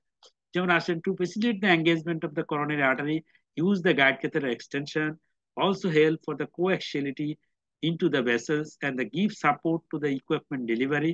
These allow the advancement of a device through a tortuous angulated and the calcified proximal segment without getting the exposure to the friction from the vessel wall. তাহলে দেখা যায় টর্সওয়াস ক্যালসিফাইড অ্যাঙ্গুলেটেড যদি আর্টারি থাকে অথবা ঠিকমতো যদি কোঅ্যাক্সিয়ালিটি না হয় সেই ক্ষেত্রে আমরা গাইড এক্সটেনশন ক্যাথেটার ইউজ করব। নেক্সট হলো আমরা যদি দেখি যে ক্যাথেটার সাইজ আমরা দেখি কিভাবে সম্ভবত ইন্টারনেটের কানেকশনের জন্য একটু ডিস্টার্ব হয়ে গেল। আমাদের ক্যাথেটার সাইজ আমরা বলতেছিলাম যে ক্যাথেটার সাইজ হচ্ছে আমরা কিভাবে ফ্রান্সের মাধ্যমে আমরা ডিটেক্ট করি যে ক্যাথেটার কত ফ্রান্সের, যেমন 5 ফ্রান্স, 6 ফ্রান্স, 7 ফ্রান্স, এবং প্রতি ফ্রান্স হলো 0.33 মিলিমিটার, সমান হচ্ছে 1 ফ্রান্স। 5 ফ্রান্সের ক্যাথেটারের আউটার ডায়ামিটার হয় 1.67 millimetre. 6 France catheter outer diameter is 2 millimetre. 7 France catheter outer diameter is 2.33 millimeter. Internal diameter has the slight variation in the different manufacturer এবং diagnostic catheter internal diameter is less, but in case of the guide catheter internal diameter is the more. যেমন in case of the guide catheter যেমন 1.80 যদি 6 France হয় সেটা হচ্ছে আপনার internal diameter, আর diagnostic যদি হয় সেক্ষেত্রে 1.40। তাহলে দেখা যাচ্ছে যে গাইড ক্যাথেটারের ক্ষেত্রে ইন্টারনাল ডায়ামিটার অনেক বেশি থাকে। Larger guide provide the more support also for the IBUS, ROTA, microcatheter, negotiation, and the complex PCI. So, if guide catheter, it is wider internal diameter for the device delivery and with different support for the guide for the PCI. Big guide do you need? মানে আপনার কত বড় guide catheter লাগবে সেটা আমি কিভাবে detect করবো? এটা ডিটেক্ট করার জন্য একটা অ্যাপস আছে। আপনি গুগল প্লেতে ঢুকলে দেখবেন যে কমপ্লেক্স পিসিআই সলিউশন নামে একটা অ্যাপস পাবেন। ওই অ্যাপস এর ভিতরে আপনি ঢুকবেন, ঢুকে আপনি বিভিন্ন ইনফরমেশন দিবেন পেশেন্টে, দিলে দেখবেন যে চলে আসবে আপনার কত সাইজের গাইড ক্যাথেটার আপনার লাগবে। তো এইটা হচ্ছে এই এই সলিউশনটা কিরকম, যে কমপ্লেক্স পিসিআই সলিউশন অ্যাপস পাবেন গুগলসে, সেটা provide the information specific for a complex PCI scenario quickly and simply. These will help in the planning and the performing the complex PCA homes, and this application navigate the user through the important aspects of the PCA complex procedure, material compatibility in the particular, which is vital for the successful complex PCA procedure. তাহলে আপনার complex প্রসিডিউরের ক্ষেত্রে complex PCS solution একটা আপনার apps আছে, apps এ information দিবেন, আপনার বেরিয়ে আসবে কি ধরনের গাইড লাগবে। তবে আমরা সাধারণত এই ধরনের অ্যাপস কম ইউজ করি। আমরা আমাদের অভিজ্ঞতা থেকে এবং বিভিন্ন ইনফরমেশন থেকে আমরা সাধারণত গাইড ইউজ করি। এখন দেখেন আমাদের কি অভিজ্ঞতা থেকে আমরা গাইড ইউজ করি, কার ক্ষেত্রে কোনটা লাগবে। যেমন 5 ফ্রান্স, 5 ফ্রান্স আমরা কখন লাগবে, যেমন টেকনিক হলো 2 ওয়্যার অ্যালাউ, 2টা ওয়্যার নিতে পারবেন 5 ফ্রান্স দিয়ে for the bifurcation, but no kissing balloon, only for the slender technique. যেমন এখানে আপনি কিসিং বেলুনও করতে পারবেন না, কিসিং স্ট্যান্ডিং করতে পারবেন না যদি 5 ফ্রান্স হয়। 5 ফ্রান্স দিয়ে শুধুমাত্র 2টা ওয়্যার ম্যাক্সিমাম নিতে পারবেন। এবং 5 ফ্রান্স এর ক্ষেত্রে ডিভাইস কি কি নিতে পারবেন, বেলুন হচ্ছে less than equal to 5 millimetre. 5 millimetre বড় বেলুন হলে ঢুকবে না। স্ট্যান্ড হলো 4.5 মিলিমিটারের মতো হইলে স্ট্যান্ড যাবে, এর বড় হইলে যাবে না। তারপর হচ্ছে ইন্টারভেনাস আল্ট্রাসাউন্ড, ইন্টারভেনাস যেমন আইবাস যদি ইউজ করে, আইবাসের এই কোম্পানির গুলো ঢুকবে। কাটিং বেলুন 2.5 পর্যন্ত কাটিং বেলুন নিতে পারবেন। তারপর রোটা অ্যাবলেটর, রোটার বার যদি 1.25 মিলিমিটার হয় সেই পর্যন্ত 5 ফ্রান্স অ্যালাউ করবে। এবার 6 ফ্রান্স এর ক্ষেত্রে আবার স্পেসিফিক কিছু জিনিস আছে, 7 ফ্রান্স এর ক্ষেত্রে স্পেসিফিক কিছু ব্যাপার আছে। তাহলে দেখা যাচ্ছে যে আমার যত বেশি ডায়ামিটার আমার হবে তত বেশি আমি ইনস্ট্রুমেন্ট আমি ইউজ করতে পারবো, তত কমপ্লেক্স আমি প্রসিডিউর আমি করতে পারবো। অ্যাক্টিভ পেসিভ, আপনি দেখবেন যে আমরা গাইড ক্ষেত্রের ক্ষেত্রে বলি আমরা অ্যাক্টিভ সাপোর্ট, পেসিভ সাপোর্টের আমরা কথা বলি। যেমন পেসিভ সাপোর্ট মানে কি, পেসিভ সাপোর্ট হলো আপনার strong support given by the inherent design of the guide with the good backup against the opposite aortic wall and the stiffness for the manufactured material. Additional manufacture is generally not required, mainly passive। যেমন এটা হচ্ছে কি নিজে নিজেই খুব সুন্দর করে বসবে এবং টাইট ভাবে বসবে। আর অ্যাক্টিভ হলে কি আমাকে নিজে ম্যানিপুলেশন করে আমাকে অ্যাক্টিভ করতে হবে। মানে active support is typically achieved by the manipulation of the guide into a configuration conforming the aortic root. Aorta রুটে এমন ভাবে বসাইতে হবে ম্যানিপুলেশন করে, ওটা হলো অ্যাক্টিভ সাপোর্ট। যেমন deep seating intubation with the deep engagement of the guide into the coronary vessel. যেমন অনেক সময় আমরা করি কি, করোনারি আর্টারি একেবারে ভিতরের দিকে গাইডটা ঢুকিয়ে নেই, কি জন্য, যে ভালো মতো স্ট্যান্ড নেওয়ার জন্য। এটা হলো অ্যাক্টিভ সাপোর্ট বলে। আর প্যাসিভ সাপোর্ট হলো ক্যাথেটারই এমন ভাবে ডিজাইন করা যে সে নিজে নিজে এমন ভাবে বসবে যে সে বসবে এবং খুব ভালো সাপোর্ট দিবে, সেটা তো passive support catheter. Active support হলো যখন অপারেটর নিজেই ম্যানিপুলেট করে সাপোর্ট নিচ্ছে, সেটা হলো active support catheter. Minimum invasive trans radial approach, যেমন রেডিয়াল আর্টারি আপনি দেখবেন খুব চিকন একটা আর্টারি। এখন বর্তমান যুগে সবই রেডিয়াল দিয়ে করতে চাচ্ছি, তাহলে যদি ওয়াইড বোর্ডে যদি ডায়ামিটার লাগে সেই ক্ষেত্রে আমরা কিভাবে আগাবো? যেমন রেডিয়াল আর্টারি দিয়ে আমি 7 ফ্রেঞ্চ 6 ফ্রেঞ্চ কিভাবে নিব, এই যে কমপ্লেক্স প্রসিডিউর কিভাবে করবো, তার জন্য আমাদের কিছু স্পেশাল স্পেশাল থিঙ্কিং আছে। যেমন আসেন, right guide through the thinner wall radial sheath. আমি মোটা, যেমন ধরেন আপনার 6 ফ্রেঞ্চের একটা গাইড ক্ষেত্রে ভাস্কুলার অ্যাক্সেস শিট আছে। 6 ফ্রেঞ্চের ভাস্কুলার অ্যাক্সেস শিট মানে হলো আপনার সেটার আউটার ডায়ামিটার হলো 6 ফ্রেঞ্চ। তাহলে এখন আসেন, এবং আমরা জানি যে শীটগুলি হয়তো অনেক মোটা মোটা থাকে, তাহলে আউটার ডায়ামিটার 6 ফ্রেঞ্চ, তাহলে 6 ফ্রেঞ্চের ভিতর দিয়ে 6 ফ্রেঞ্চের কি একটা গাইড ক্যাথেটার আমি নিতে পারি। তাহলে এখন আমি যদি এরকম করি যে সিক্স গাইড ঠিকই আছে 6 ফ্রেঞ্চ, কিন্তু ভিতরের দিকে যে ওয়ালটা যদি আমি থিন করে দিই, মানে কেটে একটা ওয়াল ফেলে দিই, তাহলে 6 ফ্রেঞ্চের ভিতর দিয়ে তাহলে আমি কি করতে পারবো, 7 ফ্রেঞ্চ গাইড ঢুকাইতে পারবো। যদি আমি কিছু অংশ যদি কেটে ফেলে দিই, তো সেই ক্ষেত্রে হবে কি আমার মাস্কুলার অ্যাক্সিস শিটটা হবে থিন, পাতলা হবে, কিন্তু তার 6 এর ভিতর দিয়ে 7 চলে যাবে। তাহলে এইভাবে ডিজাইন করা হচ্ছে যে larger guide through the thinner wall radial sheath. তাহলে রেডিয়াল শিটটা যেটা ছিল 6 ফ্রেঞ্চ, সেটা ছিল মোটা। আমি 6 ফ্রেঞ্চ রেডিয়াল শিটের কি করলাম, ভিতরের ওয়ালটা ফেলে দিলাম, তাহলে হয়ে গেল কি গেলাম থিন ওয়াল হলো। থিন ওয়াল ভিতর দিয়ে আমি এবার 7 ফ্রেঞ্চ নিয়ে গেলাম, তাহলে কি হলো আমার 6 এর ভিতর দিয়ে 7 চলে গেল। তাহলে আমরা এখানে স্পেশালি ডিজাইন করে নিচ্ছি যে রেডিয়াল শীটকে একেবারে পাতলা করে থিন করে নিলাম, যার ভিতর দিয়ে হচ্ছে কি ওয়াইডার বোরের গাইড ক্যাথেটার চলে গেল, অথবা সিটলেস গাইড ক্যাথেটার। এবার আসেন, আমি যে শীট ইউজ করতেছি শীটটা হলো 6 ফ্রেঞ্চ আউটার ডায়ামিটার, আমি যদি এই 6 ফ্রেঞ্চ আউটার ডায়ামিটারে এই শীট যদি ইউজ না করি, রেডিয়াল শীট আমি ইউজ করলাম না, গাইড নিয়ে গেলাম, তাহলে দেখা যাচ্ছে যে আমি এখানে 7 ফ্রেঞ্চ গাইড ক্যাথেটার ইজিলি নিয়ে যেতে পারবো। তাহলে দেখা যাচ্ছে 6 এর গাইডের না নিয়ে আমরা 7 প্লাস ক্যাথেটারি আমি নিয়ে যেতে পারি যদি আমি উইদাউট শিট ইউজ করি। এবং আমি কিছুটা এক্সপ্লেনেশন দেখাচ্ছি আপনাদেরকে, দেখলে বুঝতে পারবেন যে larger guide through the thinner wall radial sheath. তাহলে এবার আসেন রেডিয়াল শিট, এই পাশে যেটা দেখা যাচ্ছে, হ্যাঁ দেখেন অনেক মোটা, এবং কালারটা ব্লু কালার না, একটু মোটা।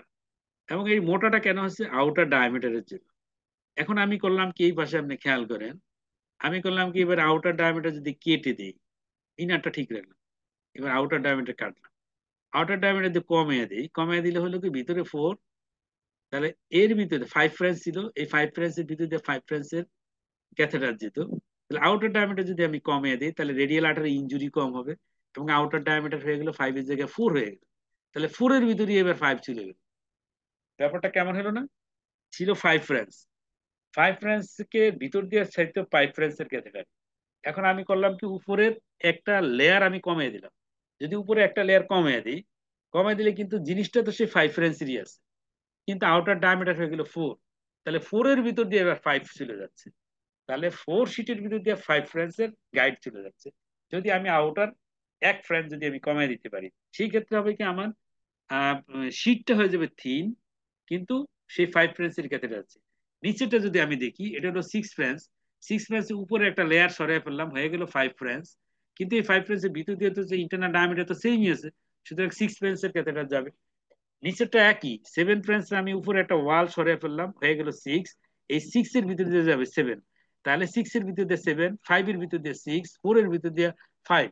তাহলে আমার হচ্ছে কি শীটটার ডায়ামিটার কিন্তু কমে গেল, শীটের ডায়ামিটার যত কম হবে ততই রেডিয়াল আর্টারি ইনজুরি হওয়ার সম্ভাবনা কিন্তু কমে যাচ্ছে। সেম ঘটনা আমরা কিন্তু ওইভাবে করতে পারি, যেমন আমি যদি ভিতরের থেকে যদি আমি কমিয়ে ফেলি, তাহলে হবে কি, ভিতরের থেকে যদি আমি কমাই তাহলে 4 এর ভিতর দিয়ে চলে যাবে কত, 5 চলে যাবে। আবার 5 এর ভিতর দিয়ে আমার চলে যাবে 6, 6 এর ভিতর দিয়ে আবার চলে যাবে 7, যদি ভিতর থেকে কমে। এখন আসেন থিনার ওয়াল কিভাবে হলো দেখেন।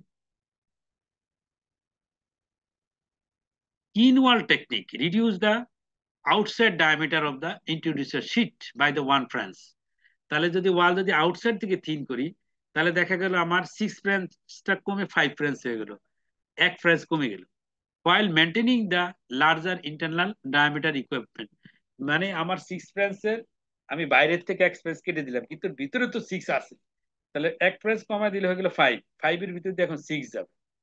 এবং আসেন, minimise the mechanical irritation of the artery, provide the easy radial access, especially in the women with the similar radial diameter, reduce the arteriotomy size, and the lower the risks of adverse events such as the radial artery occlusion. যেমন আমরা যদি এই ছবিটা দেখি, এখানে আমরা দেখছি শীটলেস guide, আমি এবার শীটই ফেলে দিলাম, শীট বাদ, শীট যদি ফেলে দিই তাহলে ওখানে আবার এক ফ্রেঞ্চ দুই ফ্রেঞ্চ কমে গেল। সেই ক্ষেত্রে আমি দেখছি হোয়াইট বোর্ডের একটা সরাসরি আমি গাইড নিয়ে চলে যেতে পারবো।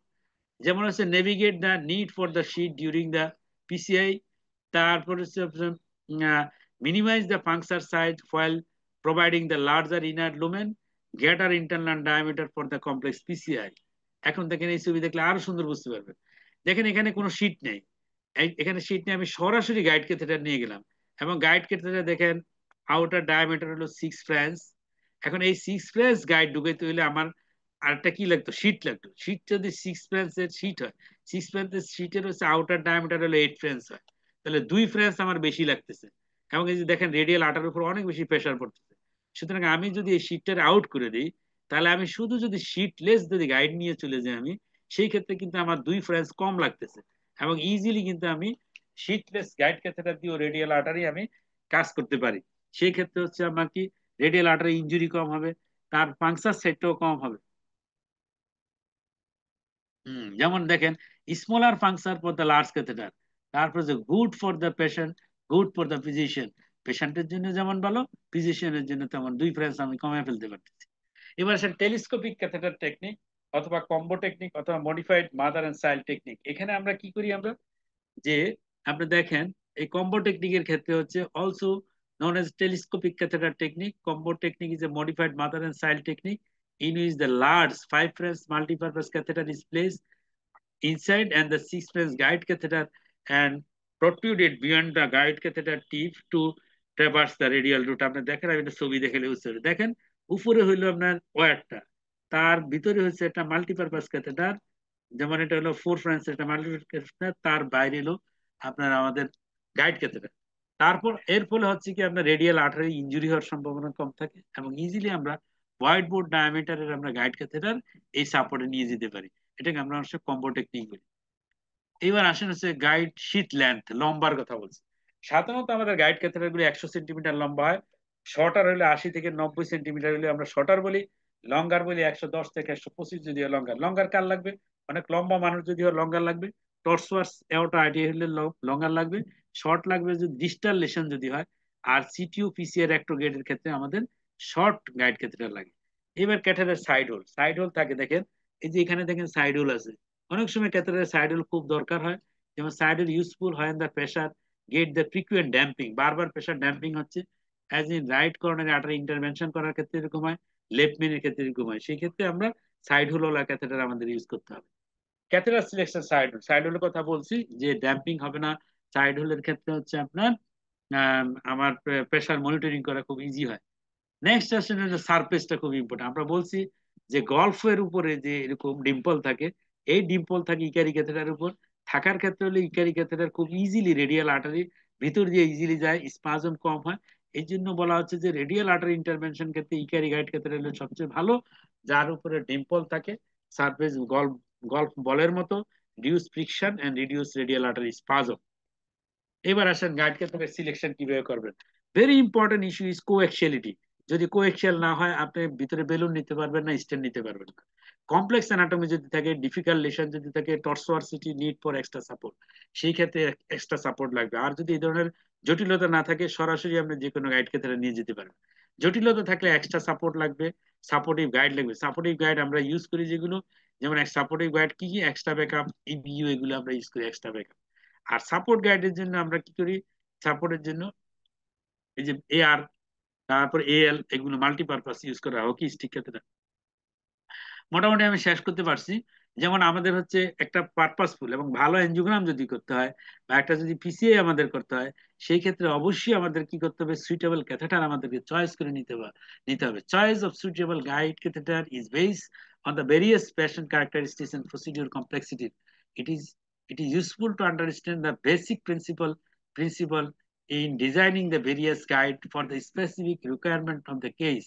Increased popularities of the TRI is leading to the new technology developed in this era. যেমন হলো ট্রান্সরেডিয়াল ইন্টারভেনশন জন্য আমরা কিন্তু বারবার বলছি এখানে কতগুলো জিনিস, যেমন শীটলেস এর কথা আমরা বলছি, তারপরে থিন শীটের কথা বলছি, তাই না, এগুলো ইউজ করার জন্য বলছে। আবার কম্বো টেকনিকের কথা বলছি, মাদার এন্ড চাইল্ড এর কথা বলা হচ্ছে, যে রেডিয়াল আর্টারি, ন্যারো রেডিয়াল আর্টারির ভিতর দিয়ে হোয়াইট বোর্ড গাইড ক্যাথেড্রা নিয়ে যাওয়ার জন্য। Thank you.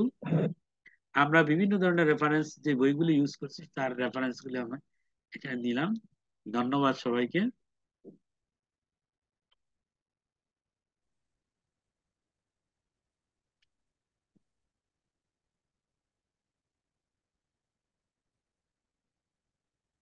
আপনাদের কোনো কোশ্চেন থাকলে কোশ্চেন করতে পারেন।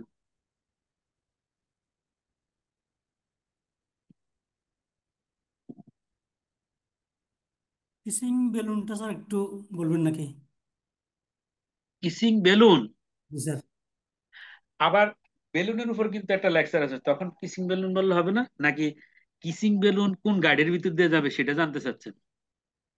কিসিং বেলুনটা কি এবং এটা টেকনিকটা কি? ও, এটা জানতে চাচ্ছেন, গুড। একটু এবার আসেন। প্রাথমিক ধারণা আর কি স্যার। হ্যাঁ, কিসিং বেলুন হচ্ছে, ধরেন আপনি বাইপারকেটেড একটা লেশনে আমি কাজ করব, বাইপারকেশন লেশন না? তো বাইপারকেশন লেশনে যখন আমি কাজ করব সেই ক্ষেত্রে আমরা কি করি, দুইটা বেলুন দুইটা ব্রাঞ্চের ভিতর দিয়ে নিয়ে যায়, নিয়ে যাওয়ার পরে আমরা কি করি, তখন দুইটা বেলুনকে আমরা ফুলাচ্ছি এবং দুইটা বেলুন কাছাকাছি, আমরা দুইটা বেলুন পাশাপাশি আমরা রাখতেছি।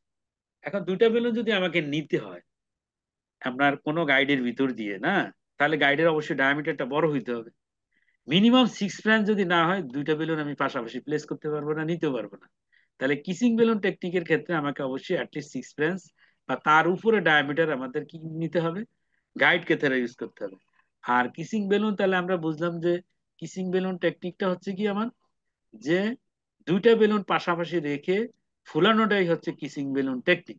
এবং কিসিং বেলুন টেকনিক কোথায় ইউজ করা হয়, যে যখন আমরা বাইপারকেটেড লেশনে যখন স্ট্যান্টিং আমরা করি, সেখানে ডিকে ক্রাশ হইতে পারে, সেখানে আপনার আপনার হচ্ছে ট্যাপ হইতে পারে, যে কোনো টেকনিকে হোক না কেন, আমরা ফাইনালি কিন্তু দুইটা ব্রাঞ্চের ভিতর যখন দুইটা স্ট্যান্ড যাবে, আমরা কিন্তু দুইটা বেলুন দিয়ে কিসিং করব, আমরা কিসিং করে আমরা কেরিনাটাকে আমরা ঠিক করার জন্য চেষ্টা করি, কেরিনাটা যাতে একেবারে মাঝখান বরাবর আমার খুব ভালো পজিশনে থাকে, এই জন্য কিসিং বেলুন টেকনিকের মাধ্যমে বাইপারকেটেড স্ট্যান্টিং করা হয়।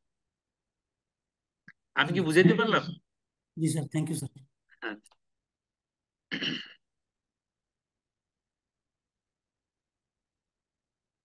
সানি আছেন নাকি?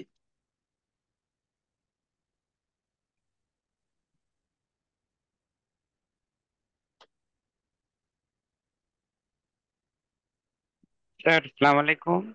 ওয়ালাইকুম আসসালাম। স্যার আমার একটা কোশ্চেন ছিল। জি বলুন।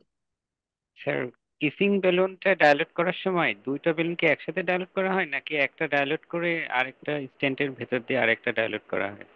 এখন কিসিং তো মানি হলো, মানে সোজা কথা দুইটা পাশাপাশি থাকতে হবে, দুইটাই ফুলতে হবে একত্রে। যদি দুইটা একত্রে না ফুলে তাহলে কিসিং হবে না তো। ঠিক আছে। স্যার সেক্ষেত্রে ফার্স্টে যে বেলুন দিলাম সেটা কি ভেসেল অক্লুড করে লাগবে না, এবং সেক্ষেত্রে কি একটু আমরা তো সমস্যা হওয়ার কথা না? দুইটা বেলুনই দুইটা ভেসেলের ভিতরে নিয়ে যাচ্ছি। ধরেন লেফট মেইন কর্নারে আর্টারি এবং এখানে আছে এলসিএক্স আর এলইডি, তাহলে আমার এখানে হচ্ছে বাইপারকেটেড একটা লেশন আছে, আমি এই লেশন ট্রিটমেন্ট করার জন্য আমার সেক্ষেত্রে হলো কিসিং বেলুনের প্রশ্ন আসতেছে। জি স্যার। সেখানে আমাকে করতে হবে কি, লেফট মেইন টু এলইডির ভিতরে যেতে হবে একটা wire, left main to LCX এর ভিতরে একটা ওয়্যার যেতে হবে, মানে আমি স্ট্যান্ডিং করে ফেললাম। এবার হলো ফাইনাল আমি কিসিং এ যাচ্ছি। কিসিং বিভিন্ন স্টেজে, প্রথমে কিসিং করে ফাইনালও কিসিং করে। এখন আসেন, দুইটা ওয়্যার গেল দুইটা রক্তনালীতে, না, চলে গেল left main to LED, left main to LCX. এখন আমাকে হচ্ছে কেরিনাটাকে আমাকে ঠিক করার জন্য, কেরিনা এদিক সেদিক থাকলে তো হবে না, তখন আমি করি কি, দুইটা বেলুন পাশাপাশি বসাবো, বসে তখন আমাকে দুইটা বেলুনই কি ফুলাইতে হবে। তাহলে দুইটা বেলুনের ডায়ামিটার হবে করোনারি আর্টারি ডায়ামিটারের সাথে ম্যাচিং করে, তারপর আমি ফুলাবো, ফুলাইলে যে ফুলানো হচ্ছে সিমালটেনিয়াসলি, এটা কি আমরা বলি কিসিং বেলুন টেকনিক। ও, আচ্ছা আচ্ছা। স্যার ইয়ে স্যার কিসিং বেলুন টেকনিক হলো কি ইউজ করার জন্য হলো কি কিসিং বেলুন টেকনিক ইউজ করার জন্য একই জায়গা দিয়ে আর কি দুটো বেলুন ঢুকাতে হয়। কিসিং বেলুনে দুই আঠারিতে দুইটা বেলুন যাবে। ধরেন আমি কিসিং বেলুনটা কেন করব, কিসিং বেলুন করব হলো আমার যেটা কনফ্লুয়েন্ট যেটা থাকে, কনফ্লুয়েন্ট মানে হচ্ছে যেখানে বাইপেরিফিকেশন হচ্ছে, যেখানে কেরিনা থাকে। যেমন লেফট মেন দুই ভাগ হলো, একটা হচ্ছে এলইডি আর একটা হচ্ছে এলসিএক্স। তাহলে অস্টিয়াম আমি যদি একটাতে বেলুন দিয়ে ফুলাই তাহলে আরেকটা আঠারিক চেপে যাবে না। আমি এলইডি ফুলাইলাম তাহলে কি এলসিএক্স এর মুখ চেপে যাবে। শুধু যদি আমি এলসিএক্স ফুলাই তাহলে কি এলইডির মুখটা চেপে যাবে না। তাহলে আমি যদি একটা ফুলে আরেকটা চেপে দিই তাহলে কি লাভটা কি হলো আমার, পারপাস তো সার্ভ হবে না। তাহলে আমি কি এমন ভাবে দুইটা বেলুন বসাইতে হবে যেন দুইটা আঠারির অস্টিয়াম ঠিক থাকে এবং দুইটা আঠারির মাঝখানে যে কেরি না থাকে সেটাও যেন ঠিক থাকে। আমি কি এখন বুঝাইতে পারলাম? জি স্যার। জি স্যার। আর হলো কি জ্যাকি ক্যাথেটার তারপরে এমপ্লান্টস এগুলো দিয়ে যদি ইয়ে করে এঙ্গেজমেন্ট করে তাহলে আর্টারি তো ড্যামেজ হওয়ার সম্ভাবনা বেশি থাকে না। হ্যাঁ, কোনটা যদি এমপ্লাস দিয়ে ইউজ করি সেই ক্ষেত্রে? সেক্ষেত্রে করোনারি অস্টিয়ামে ড্যামেজ হওয়ার চান্স বেশি থাকে না। হ্যাঁ, গুড। আপনি খুব ভালো একটা প্রশ্ন আপনি করছেন যে এমপ্লাস ক্যাথেটারের ক্ষেত্রে, এমপ্লাস ক্যাথেটারে দেখবেন টিপে কার্ভ অনেক বেশি থাকে। সেই ক্ষেত্রে হচ্ছে কি আপনার there is a chance of ostial injury. মানে আমরা এমপ্লাস কখন ইউজ করবো, যেমন রাইট করোনারি আর্টারি সাধারণত আমরা রাইট জুটকিন ক্যাথেটার ইউজ করি, এক রাইট জুটকিন ইউজ করি, ডাইট জুটকিন ডায়াগনস্টিক ইউজ করি আমরা, আবার গাইড ক্যাথেটার ইউজ করি যদি পিছিয়ে লাগে। কিন্তু আমার দেখা গেলো রাইট কর্নার আর্টারির ভিতরে ক্যালসিয়াম অনেক বেশি, রাইট কর্নার অনেক টর্সোয়াস ভেসেল, রাইট কর্নার ডিফিকাল্ট। সেই ক্ষেত্রে আমাকে কি করতে হয়, তখন অ্যাম্প্লাস ইউজ করা লাগে। আবার আসেন লেফট, যে লেফট কর্নার আর্টারির ক্ষেত্রে আমরা সাধারণত আমরা এই লেফট জুটকিন ইউজ করব। কিন্তু আমার যদি সাপোর্ট লাগে সেই ক্ষেত্রে আমি কি ইউজ করি, সাপোর্ট লাগলে এক্সট্রা ব্যাকআপ ইউজ করি, এক্সট্রা ব্যাকআপ ক্যাথেটার ইউজ করি। এক্সট্রা ব্যাকআপ ক্যাথেটারে সাধারণত কম ইনজুরি হয়। তবে যদি আপনার অ্যাম্প্লাজ ইউজ করেন, অ্যাম্প্লাজের টিপটা যেহেতু আপনার কার্ভ বেশি, সেই ক্ষেত্রে হচ্ছে there is a chance of injury is more. জি স্যার শোনা যাচ্ছে। বলেন, আর কোনো কোশ্চেন আছে কি? স্যার আমাদের তো এই যে এনজিওগ্রাম যারা কম করে তাদের হলো কি পাংচার করতে অনেক কষ্ট হয়। তাহলে আমরা যখন এঙ্গেজমেন্ট করব তারপরে কাজ করব ওইটা তো তাহলে আরো বেশি কেয়ারফুলি করতে হয় তাহলে। হ্যাঁ, অবশ্যই। এখন আসলে প্রথমে যখন আপনারা প্রসিডিউর শুরু করবেন তাহলে সেই ক্ষেত্রে তো অবশ্যই পাংচারটা দেখতে হবে। যেমন ফিমোরাল আর্টারি পাংচার করা অনেক ইজি, যেহেতু ফিমোরাল আর্টারি অনেক মোটা থাকে, হোয়াইট বোর্ড। তাহলে আগে চেষ্টা করতে হবে ফিমোরাল পাংচার করা। যেমন আপনার টেম্পোরারি পেসমেকার করবেন, কিছু ফিমোরাল করবেন, করলে দেখা যাচ্ছে কি আপনার হাত যখন আসবে তখন রেডিয়াল আর্টারি, রেডিয়াল আর্টারি তো অনেক ন্যারো ডায়ামিটার, রেডিয়াল আর্টারিতে প্রেস করে পাংচার করতে হবে। পাংচার করা প্রথমে দেখতে হবে। আপনি যদি দেখেন আর অনেকগুলো পাংচার করা দেখলে তারপরে দেখবেন যে আপনার কাছে অনেকটা ইজি হবে। আপনার প্রথমে হলে আপনি দেখতে হবে কিভাবে পাংচার করে, কি পজিশনে রাখতে হয় আমার ইয়েটা। তাহলে আপনার আগে দেখা লাগবে, তাই তো? Observation is very important. তাহলে আপনি ভালো মতো অবজারভেশন করবেন, তারপর ইউটিউবে আপনি দেখবেন পাংচারের মেথড কিভাবে পাংচার করে। এগুলো দেখলে কিন্তু আপনি পারবেন, না পারার কিছুই নেই। কেন আটারি আপনি আগে ফিল করবেন, আটারি ফিল ওখানে লোকাল অ্যানেস্থেসিয়া দিবেন, আটারি ফিল করবেন, ফিল করে 45 ডিগ্রি অ্যাঙ্গেলে আটারিকে পাংচার করবেন। এটা তো খুব কঠিন কিছু না, কিছুদিন করলেই দেখে পারা যায়। আসসালামু আলাইকুম স্যার। ওয়ালাইকুম আসসালাম। সালাম হ্যাঁ, স্যার, আমি একটু জানতে পরিচয় দিয়ে প্রশ্ন করেন। স্যার স্যার আমি doctor Raju, resident cardiology, BSMM sir. জি বলুন। স্যার আমার একটা প্রশ্ন ছিল, সেটা আমরা নতুন যখন আমরা স্যার এনজিওগ্রাম যখন প্রসিড করি স্যার, এনজিওগ্রাম করার সময় আমরা স্যার এঙ্গেজমেন্টের ক্ষেত্রে একটু আমাদের ঝামেলা হয়, বিশেষ করে রেডিয়াল বা ফিমোরাল অ্যাপ্রোচের ক্ষেত্রে এঙ্গেজমেন্ট বা ডিস এঙ্গেজমেন্টের ক্ষেত্রে আলাদা কোনো ম্যানুভার আছে কিনা স্যার? বা আমরা তো ব্লাইন্ডলি ক্লকওয়াইজ করতেছি, অ্যান্টি ক্লকওয়াইজ করতেছি, কখন বসে এই জন্য অপেক্ষা করি বিগিনার যারা আমরা স্যার। এই ব্যাপারে স্যার আপনার কোনো টিপস বা এই ক্ষেত্রে কিছু হচ্ছে কি বলা আছে কি? আমার যেটা অ্যাডভাইস, সাধারণত আমরা সব ক্যাথল্যাব গুলোতে দেখি যারা বিগিনার, এই বিগিনারদেরকে কিন্তু সিনিয়ররা কেউ হেল্প করেন না। এটা হলো আমার অবজারভেশন। এখানে দেখা যায় যে অধিকাংশরাই হচ্ছে টেকনিশিয়ানদের সহযোগিতা, হেল্প নেন।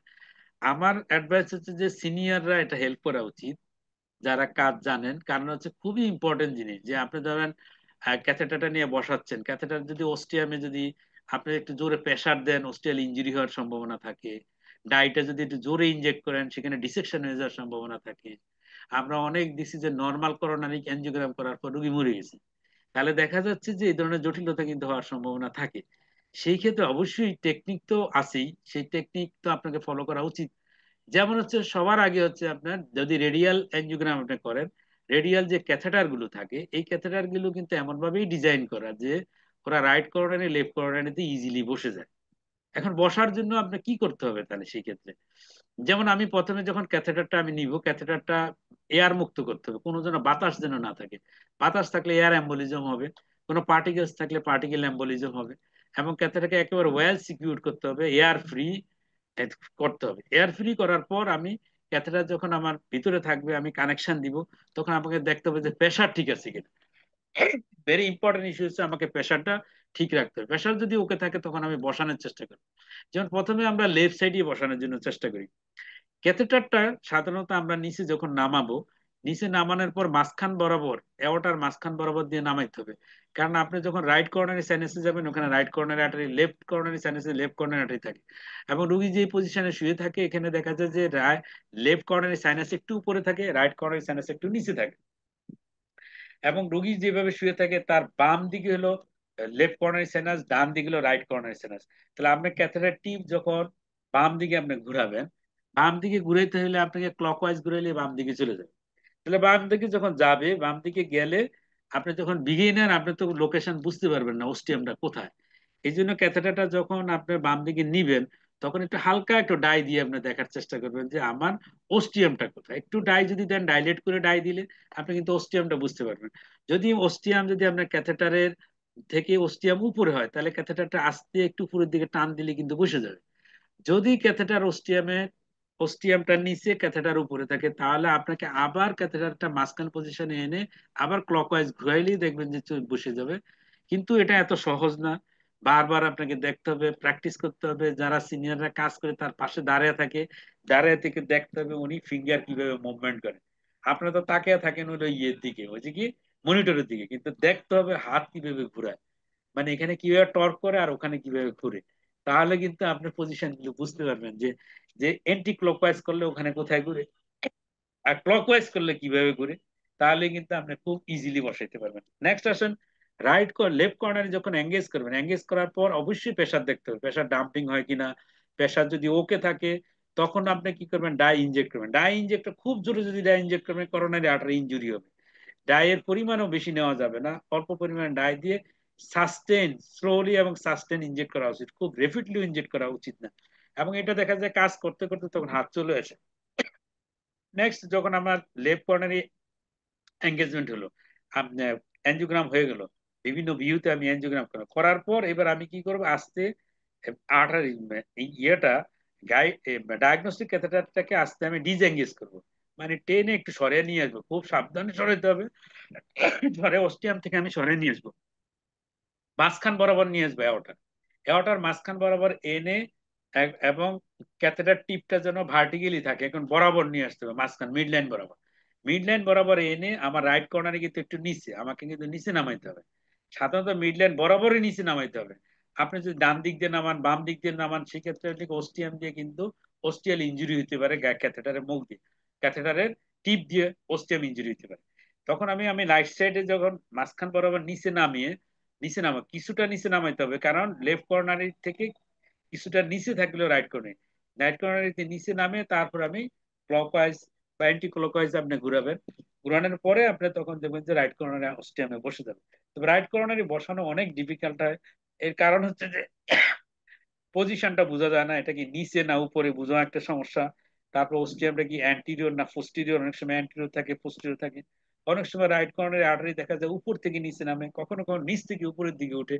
এই সমস্ত পজিশনের জন্য হচ্ছে ক্যাথেটার বসানো ইনিশিয়ালি খুবই ডিফিকাল্ট হয়, বিশেষ করে রাইট কর্নারে আর্টারি বসানো। এটা আপনি কয়েকবার দেখলে, যারা সিনিয়ররা কাজ করেন তাদের পাশে দাঁড়িয়ে থেকে আপনাকে দেখতে হবে, দেখলে আপনি পরবর্তীতে কিন্তু খুব ইজিলি বসাইতে পারবেন।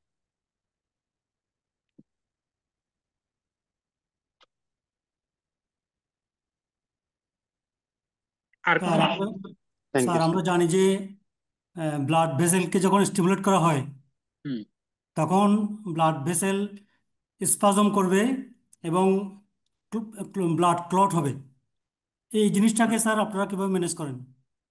যেমন আপনার হচ্ছে ক্লট প্রিভেন্ট করার জন্য আমরা কি করি, যে আমরা হেপারিন ইউজ করতেছি, তাই না? যখনই আপনি পাংচার করবেন রেডিয়াল আর্টারি বা ফিমোরাল আর্টারি, পাংচার করার পর আমরা হেপারিন দিচ্ছি। যেমন 2500 থেকে 3000 ইন্টারন্যাশনাল ইউনিট আমরা হচ্ছে স্ট্যান্ডার্ড যে হেপারিন আছে সেই হেপারিন ইউজ করি আমরা। হেপারিন ইউজ করলে হেপারিনের কাজ কি, হেপারিন আপনার ক্লট হইতে দিবে না, কারণ আপনি হেপারিন ইউজ করবেন, ক্লট হবে না। নেক্সট হলো স্পাজম প্রিভেন্ট করার জন্য, যে করোনারি আর্টারিতে স্পাজম হইতে পারে। সাধারণত যে গাইড ক্যাথেটার গুলো তৈরি করা হয় টিপটা দেখবেন খুব সফট, এবং টিপটা এমন ভাবে তৈরি করা হয় যে এগুলো সাধারণত স্পাজম হয় না, কিন্তু তারপরেও তো স্পাজম হইতে পারে। হ্যান্ডেলিং ঠিক মতো না হলে, খুব রাফ হ্যান্ডেলিং করলে আপনি স্পাজম হইতে পারে। যেমন right coronary artery ostium, left coronary artery ostium spasm হয়। স্পাজম হলে তখন আমরা নাইট্রেট ইউজ করি, নাইট্রেট ইউজ করে স্পাজমটাকে আমরা প্রিভেন্ট করার জন্য চেষ্টা করি। তাহলে আপনি যে হবে না যে তা না, হইতে পারে, তার সেটা ডিপেন্ড করে হচ্ছে আপনার হ্যান্ডেলিং এর উপর। এবং আপনি যত বেশি এনজিওগ্রাম করবেন ততই দেখবেন যে আপনার কাছে জিনিসটা অনেক ইজি হয়ে যায়, এবং দেখা যাচ্ছে যে আপনার কমপ্লিকেশন হবে না, থ্রম্বাসও হবে না, স্পাজমও হবে না। কিন্তু নতুন যখন ডিল করতে যাবেন তখনই আপনি দেখা যাবে যে মনে হচ্ছে যেন অস্টিয়ামে যে ক্যাথেটার দিয়ে এমন জোরে আঘাত করা হচ্ছে যেন করোনারি আর্টারি ফেটে যাচ্ছে এরকম। এটা হচ্ছে কি আপনার কাজ করার সাথে সাথে স্মুথনেস গুলো চলে আসে আস্তে আস্তে। আমরা সবসময় বলি হ্যান্ডেল উইথ কেয়ার, এবং এটা হচ্ছে মানে হ্যান্ডেল করতে হবে খুবই সফটলি, মানে খুবই সফটলি হেল্প করতে হবে। আপনার এই সামান্য একটু অসতর্কতার জন্য কিন্তু করোনারি আর্টারি অস্টিয়াম ইনজুরি হয়ে যেতে পারে, ডিসেকশন হয়ে যেতে পারে, এবং এই ধরনের সিচুয়েশন হলে ওই স্পট ডেথ, ওখানে কিন্তু রোগী মৃত্যু হয়ে যাওয়ার সম্ভাবনা থাকে। অ্যান্টিকোয়াগুলেন্ট এবং নাইট্রোগ্লিসারিন এটা কি স্যার রুটিনলি আপনারা ইউজ করেন নাকি অন ডিমান্ড ইউজ করেন? অ্যান্টিকোয়াগুল্যান্ট হেপারিন রুটিনলি ইউজ করা হয়, প্রত্যেকটা প্রসিডিউরে ইউজ করা হয়। আর রেডিয়াল আর্টারিতে আপনি যদি কাজ করেন সেই ক্ষেত্রে আপনাকে নাইট্রেটও ইউজ করতে হয়, নাইট্রেট ইউজ করতে হয়, ভেরাপামিল ইউজ করতে হয়, হেপারিন ইউজ করতে হয়। তিনটা জিনিস আমরা ইউজ করি যদি রেডিয়াল আর্টারিতে অ্যাঞ্জিওগ্রাম করি, ভেরাপামিল, নাইট্রেট এবং হেপারিন ইউজ করি। স্যার একটা ভেসেলের মধ্যে যে এতগুলা wire catheter, guide catheter, diagnostic catheter যাচ্ছে, এটা ব্লাড সার্কুলেশনে হ্যাম্পার করে না? হ্যাঁ, ভেরি গুড কোশ্চেন। এই জন্য তো আমি এই অক্টোবর মাসের এই লেকচার গুলোতে guide catheter, guide wire, balloon, stent, চারটা জিনিস আমি রেখেছি। এখন এগুলো যদি আপনারা জানেন, জানলেই তো আপনি এই সমস্ত টেকনোলজি গুলি বুঝতে পারবেন। যেমন এই যে ক্যাথেটার, ক্যাথেটার কিভাবে তৈরি, ক্যাথেটারের ইনার লেয়ার ট্যাফলন দিয়ে তৈরি, মাঝখানে হচ্ছে আপনার স্টিলনেস স্টিল, তার আউটার কভার হচ্ছে পলিইথিলিন দিয়ে তৈরি। এখন আপনাকে জানতে হবে হোয়াট ইজ পলিইথিলিন, তারপর ট্যাফলন কি জিনিস, তাই না? এই যে ইনার্ট পার্টিকেল গুলো, এই পার্টিকেল গুলো হচ্ছে আপনার কম থ্রম্বোজেনিক, এগুলো ওরকম থ্রম্বোজেনিক না। তাহলে এই ম্যাটেরিয়াল সম্পর্কে আপনার ধারণা থাকতে হবে, ফিজিক্স জানতে হবে, কেমিস্ট্রি জানতে হবে, তাই না? এগুলো কিন্তু জানতে হবে, জানলেই তো আপনারা ইনোভেশন করতে পারবেন, নতুন নতুন টেকনোলজি, নতুন নতুন ক্যাথেটার আবিষ্কার করতে পারবেন। যেমন আপনাদের ইঞ্জিনিয়ার বন্ধুদের সাথে বসে আপনি এগুলো ঠিক করতে পারবেন, তাই না?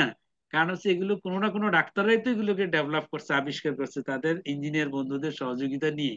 এবং এই সমস্ত জিনিস যদি আপনি না জানেন যে ক্যাথেটার কি, বেলুন কি, ওয়্যার কি, এগুলো কিভাবে তৈরি, এগুলো যদি জানেন তাহলে তো নতুন টেকনোলজি তৈরি করতে পারবেন, নতুন নতুন ওয়্যার আবিষ্কার করতে পারবেন, যেগুলোতে কমপ্লিকেশন অনেক কম হবে। এবং আমরা তো চাই আপনারা শুধু কার্ডিওলজিস্ট হবেন না, আপনারা এই সমস্ত ডিভাইস ইনস্ট্রুমেন্ট গুলো নতুন ডেভেলপমেন্টও করবেন। কারণ হচ্ছে আমরা 10 বছর আগে যে ইনস্ট্রুমেন্ট ছিল এখন সেই ইনস্ট্রুমেন্ট নাই, প্রতিদিনই আপনার ডেভেলপমেন্ট হচ্ছে, প্রতিদিনই আপনার নতুন নতুন জিনিস আবিষ্কার হচ্ছে, নতুন নতুন রিফাইন হচ্ছে। এবং এই ইনস্ট্রুমেন্ট গুলো এমন ভাবে তৈরি করা যে এগুলো হচ্ছে লেস থ্রম্বোজেনিক, এগুলো থ্রম্বোজেনিসিটি অনেক কম, থ্রম্বাস ফর্মেশন হয় না, কমপ্লিকেশন হয় না, এগুলির ভিতরে অনেক টেকনোলজি ইউজ করা হয়, যার ফলে হচ্ছে বর্তমানে যে সমস্ত ইনস্ট্রুমেন্ট ইউজ হয় এগুলিতে কমপ্লিকেশন অনেক কম হয়। আর যদি কোনো কোশ্চেন না থাকে আজকে আমি এখানে শেষ করতে চাচ্ছি, অনেক রাত হয়ে গেছে তো। ধন্যবাদ সবাইকে। স্যার ককটেলের কম্পোজিশনটা একটু বলবেন? হ্যাঁ, ককটেল ককটেল ককটেল, ধন্যবাদ। ককটেলে থাকে কি, ভেরাফামিল থাকে, হেপারিন থাকে, নাইট্রেট থাকে, এই তিনটা দিয়ে আমরা ককটেল তৈরি করি। ককটেল ছাড়া রেডিয়াল আর্টারিতে আপনার স্পাজম হবে যখন আমি রেডিয়াল আর্টারি দিয়ে ক্যাথেটার নিব, ওয়্যার নিব, রেডিয়াল আর্টারি স্পাজম হবে। ককটেলে কি থাকে? ব্যারাফেমিল থাকে, নাইট্রেট থাকে, হ্যাপারিন থাকে, এই তিনটা দিয়ে আমরা ককটেল তৈরি করি। স্যার এটা কি ফিমোরাল ইউজ করা হয় না ককটেল? হ্যাঁ, ককটেল ফিমোরাল ইউজ করা হয় না? না, ফিমোরালে আমরা কারণ ফিমোরাল আর্টারি অনেক মোটা আর্টারি, এটা লার্জ ভেসেল, এবং ফিমোরাল আর্টারি হচ্ছে ইলাস্টিক আর্টারি। ফিমোরাল আর্টারি মাসকুলেচার কম, আপনারা আর্টারি কম্পোজিশন করবেন। লার্জ আর্টারি হলো ইলাস্টিক আর্টারি, আর্টারি থাকে মাসেল কম, মিডিয়াম আর্টারির ভিতরে মাসেল বেশি, যেমন রেডিয়াল আর্টারি একটা মিডিয়াম সাইজ আর্টারি, এবং তার হলো মাসকুলার লেয়ার অনেক বেশি, এখানে স্পাজম হওয়ার সম্ভাবনা থাকে, যার জন্য আমরা ককটেল ইউজ করি। ফিমোরাল আর্টারি তো স্পাজম হবে না, ওখানে তো মাসেল লেয়ার কম, ওখানে তো সব ইলাস্টিক টিস্যু। ঠিক আছে? Sir thank you.